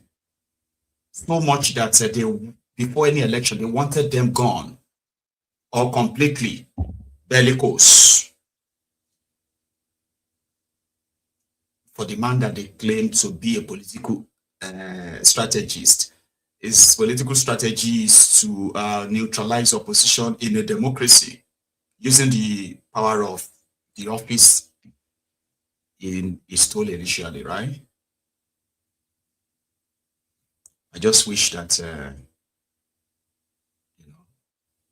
the people can have the power to deal with them, the elected officials, directly, like they have done to this community chairman in Cross River State. They gave him money. They contributed money to renovate or rehabilitate their road, right? The community road.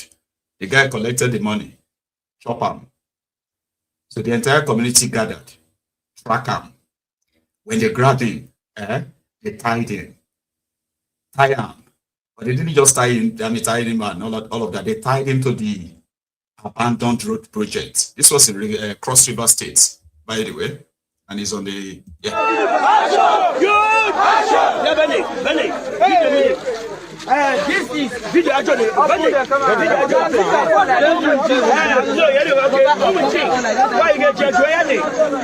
Chairman Ota, us here to the floor. All we know is that a copy of Bola, yes, we fago. All misappropriate. Is here for the force? I don't know. Yeah, now, the general chairman. And tell me, son, I've asked you, yeah, Mengina, you move your should be a year to a quick. You're as warning. Yeah, I don't because a Monday, You're going by people. Yes, I didn't check it. You come and how do you do that? You do so.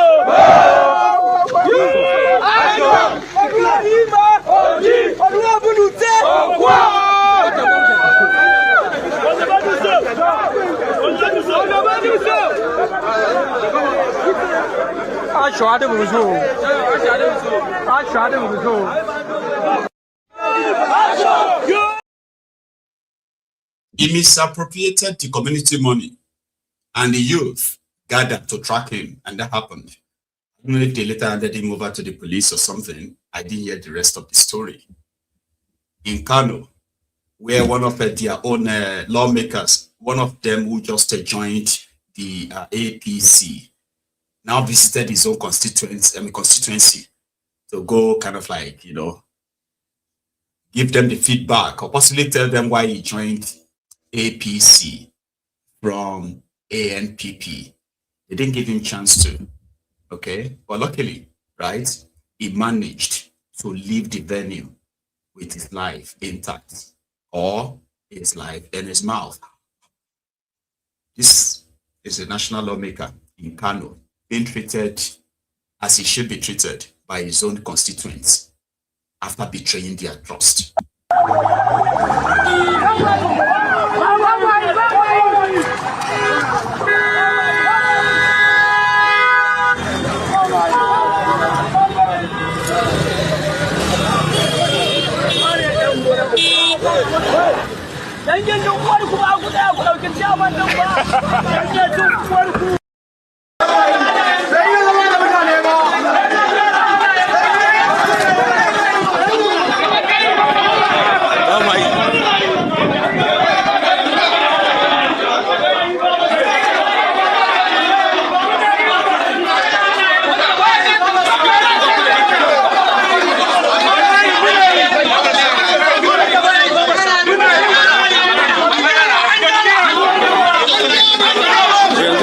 mutanen karamar hukumar tofa ne suke ta ba sa yi akan shugabancin da aka yi na local government na jam'iyya. Gashi an rasa yadda za a yi da kira ake nema a kwace shi, ana buƙatar a kawo ɗauki. Yanzu ba an tafi a kirawo jami'an tsaro, al'umma gaba ɗaya sun nuna ba sa so.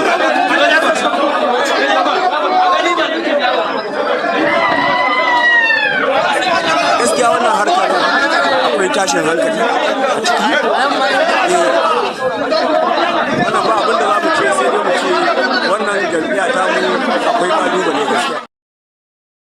Yeah, they were upset. They were angry.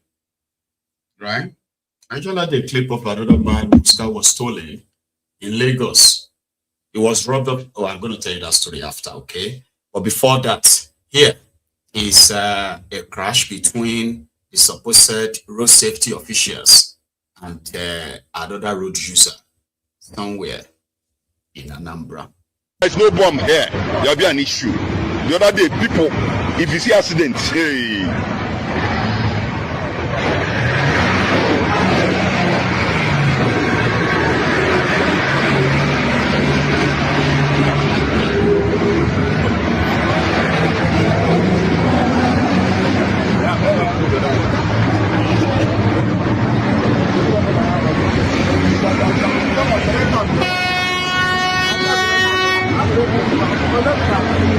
That's a serious accident that happened along Bank Road. There's an issue here. The issue we have here is that there must be a bomb here. If there is no bomb, people will be having issue here. The other day, somebody had a serious issue. The issue is that car hit the person, and the person, I don't know if he survived it. I think that guy will die. So what I'm saying is this: government needs to do something about this road. At least put a bomb here, the other side, and this side, so that any car that is coming from this place will slow down, because this is a junction. This is a junction. Please, let government act fast and know what to. Okay, look at the accident that just happened here now. You just here. So please, let government do something about it. There's no bomb here. There'll be an issue. The other NSCDC rather, not FRSC. They have too many names of different agencies, and all of them were actually supposed to be part of the police. Talking about the police.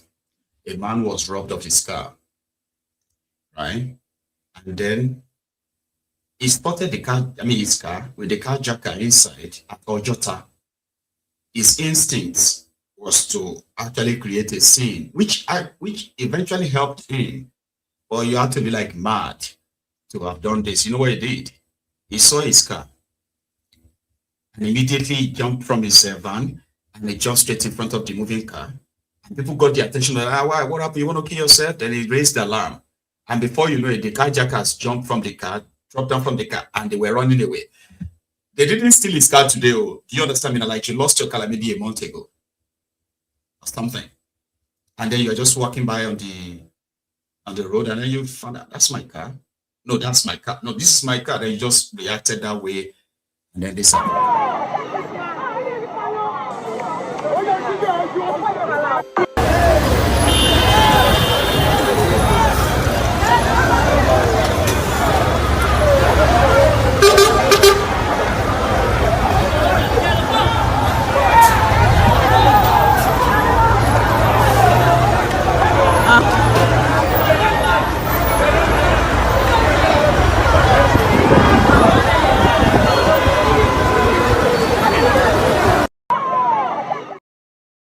Was in Lagos. But that's the story they told us. That the man's car, he found his car, jumped on it and he screamed and people came to help him. They got these guys out. One of them, like the driver, ran away, but they caught him anyway. So they were like the carjackers. And I'm like, what if I'm just driving my car and somebody just shout, ole, ole, ole, ole, ole, ole. And I'm like, what's going on? And before I know it, everybody's just like all over me. This person is on my bonnet, right? And I'm like, what's going on? Like, I have no idea. And in Lagos, they go don't kill you before they ask questions. Unfortunately. Yeah. Again, I do not have the concluding story. But this one happened between another road user and a VIO officer in Jos, Plateau State.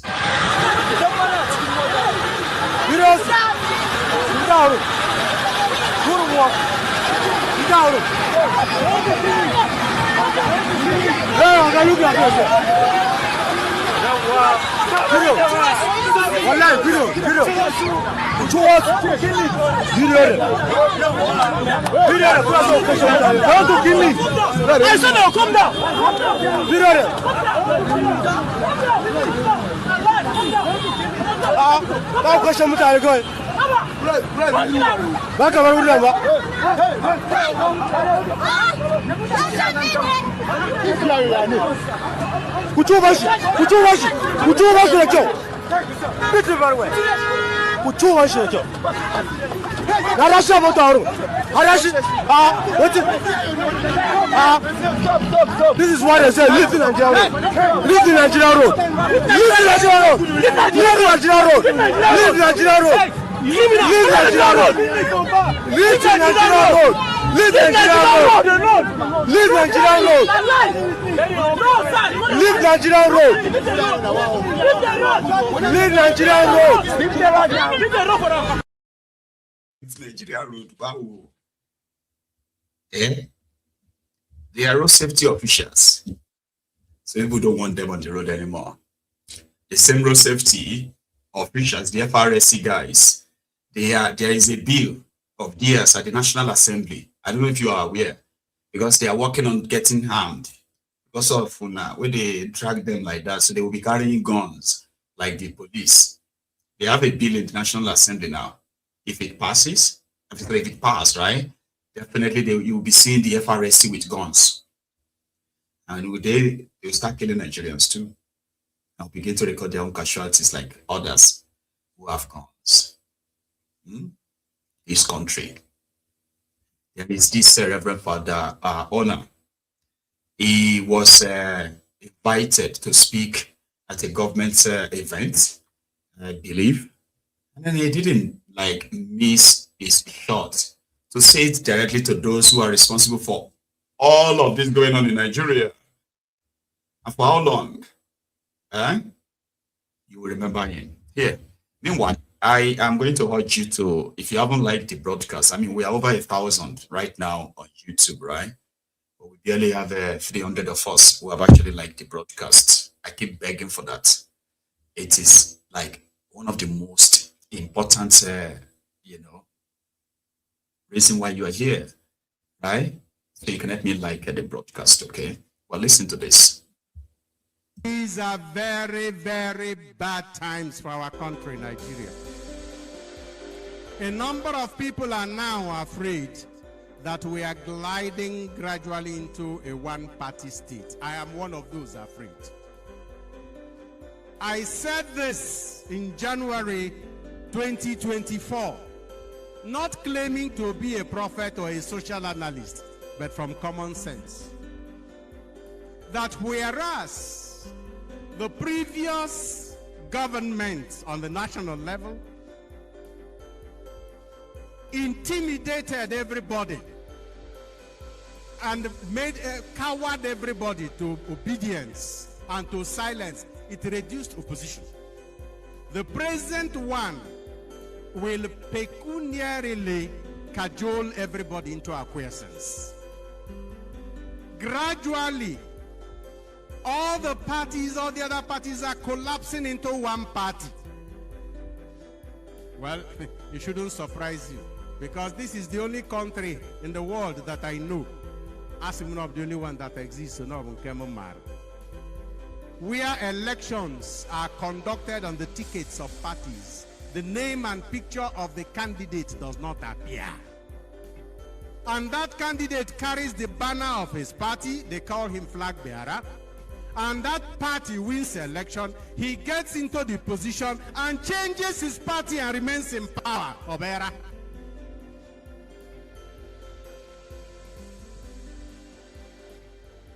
I don't understand it. Senators who are here, if you do, explain to me. We elected a party whose flag bearer is this, and you are no longer happy with the actions of that party. Leave the party and leave the office and campaign for another position. That would be what I regard as legal. But that is not the main problem. One party is not our problem. If we maintain a system of government where there are checks and balances, and a Kudoku party, I have always said it publicly many times that in Nigeria we don't have political parties based on ideologies. We have platforms for getting into power, remaining in power, having access to public funds, and sometimes for some of them, there are platforms for avoiding prosecution after embezzlement. For some, there is no How many of the people in APC now did not flow from PDP and other parties? And how many people in ADC now did not flow from other parties? Moving like fluid and gas between tanks without return valve.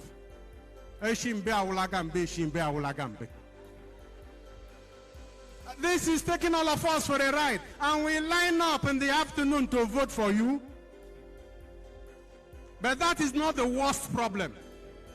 The worst problem is that there are no longer three arms of government. There is only now one arm of government, the executive. The executive has sucked up both the judiciary and the legislature. Legislators here, prove me wrong.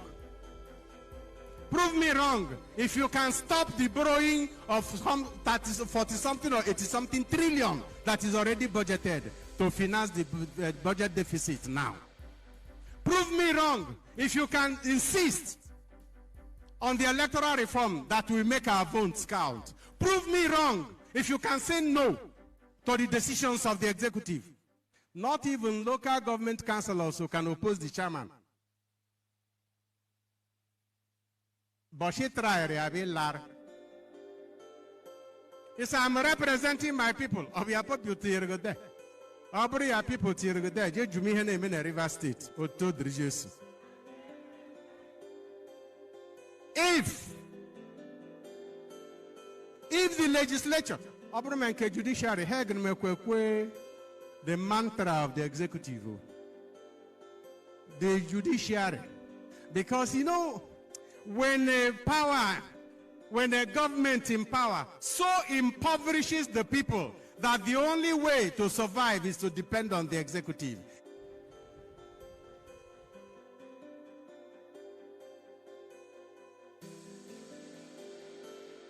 these are very, very bad times for our country, Nigeria. A number of people are now afraid that we are gliding gradually. Afraid to speak, or they are filling their mouth with the goodies that, or the crumbs that is coming from this executive, the executives. Anyway, I am going to round it up now and call it a night. So thank you very much to those of you who have been here in the last 2 hours. Or if you haven't really liked the broadcast, right? Please do. Okay. So I'm going to see you another time.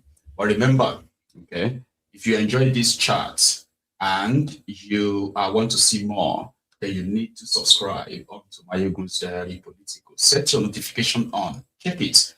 I actually urge you to check your notification settings, okay, on that YouTube. Right? And thank you very much for always being around. I would say everybody should enjoy the rest of the evening and a wonderful night to the rest of us. Odaro.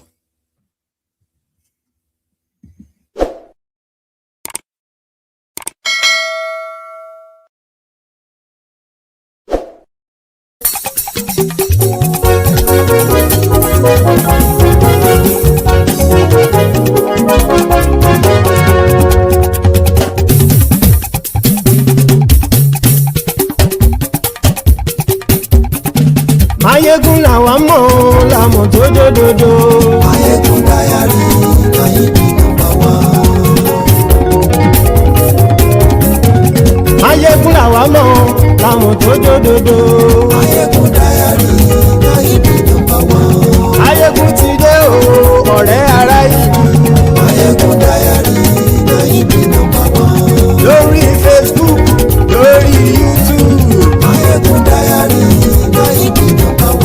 Gbogbo bó ṣe ń lọ ni Maiyegun já wa sí. Maiyegun Diary, Maiyegun #1. Àṣírí ọ̀jẹ̀lú kì í bò níbẹ̀ o. Maiyegun Diary, Maiyegun #1. Bó bá ṣe eré àní Maiyegun máa wí. Maiyegun Diary, Maiyegun #1. Ó sì tún ṣe eré wàá gbọ́ níbẹ̀ o. Maiyegun Diary, Maiyegun #1. Maiyegun Diary, Diary Politico. Maiyegun Diary, Maiyegun #1. Godfatherism kò sí lọ́rọ̀ Maiyegun. Maiyegun Diary, Maiyegun #1. Ẹ farabalẹ̀ sẹ́ o kẹgọ́rọ̀ lẹ́nu o. Maiyegun Diary, Maiyegun #1. Àní Maiyegun làwa mọ̀ tó dòdòdò. Maiyegun Diary, Maiyegun #1.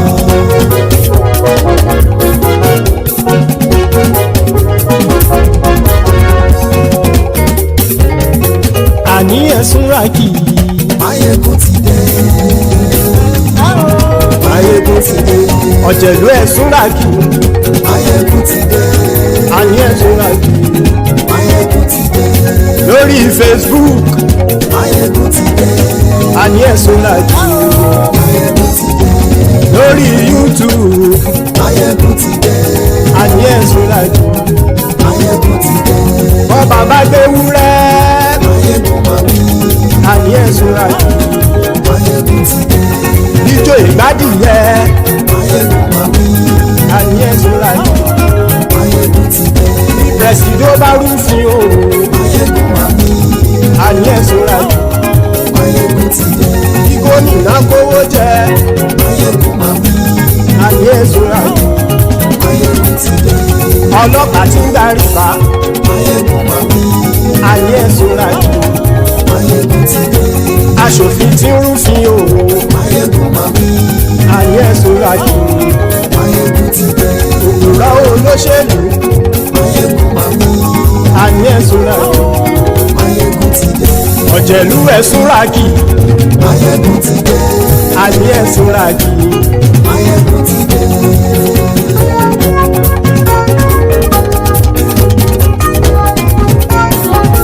Maiyegun ti dé. Gbogbo ọ̀jẹ̀lú ẹ̀sùn rákì. Maiyegun ti dé. Gbogbo ọ̀jẹ̀lú ẹ̀sùn rákì.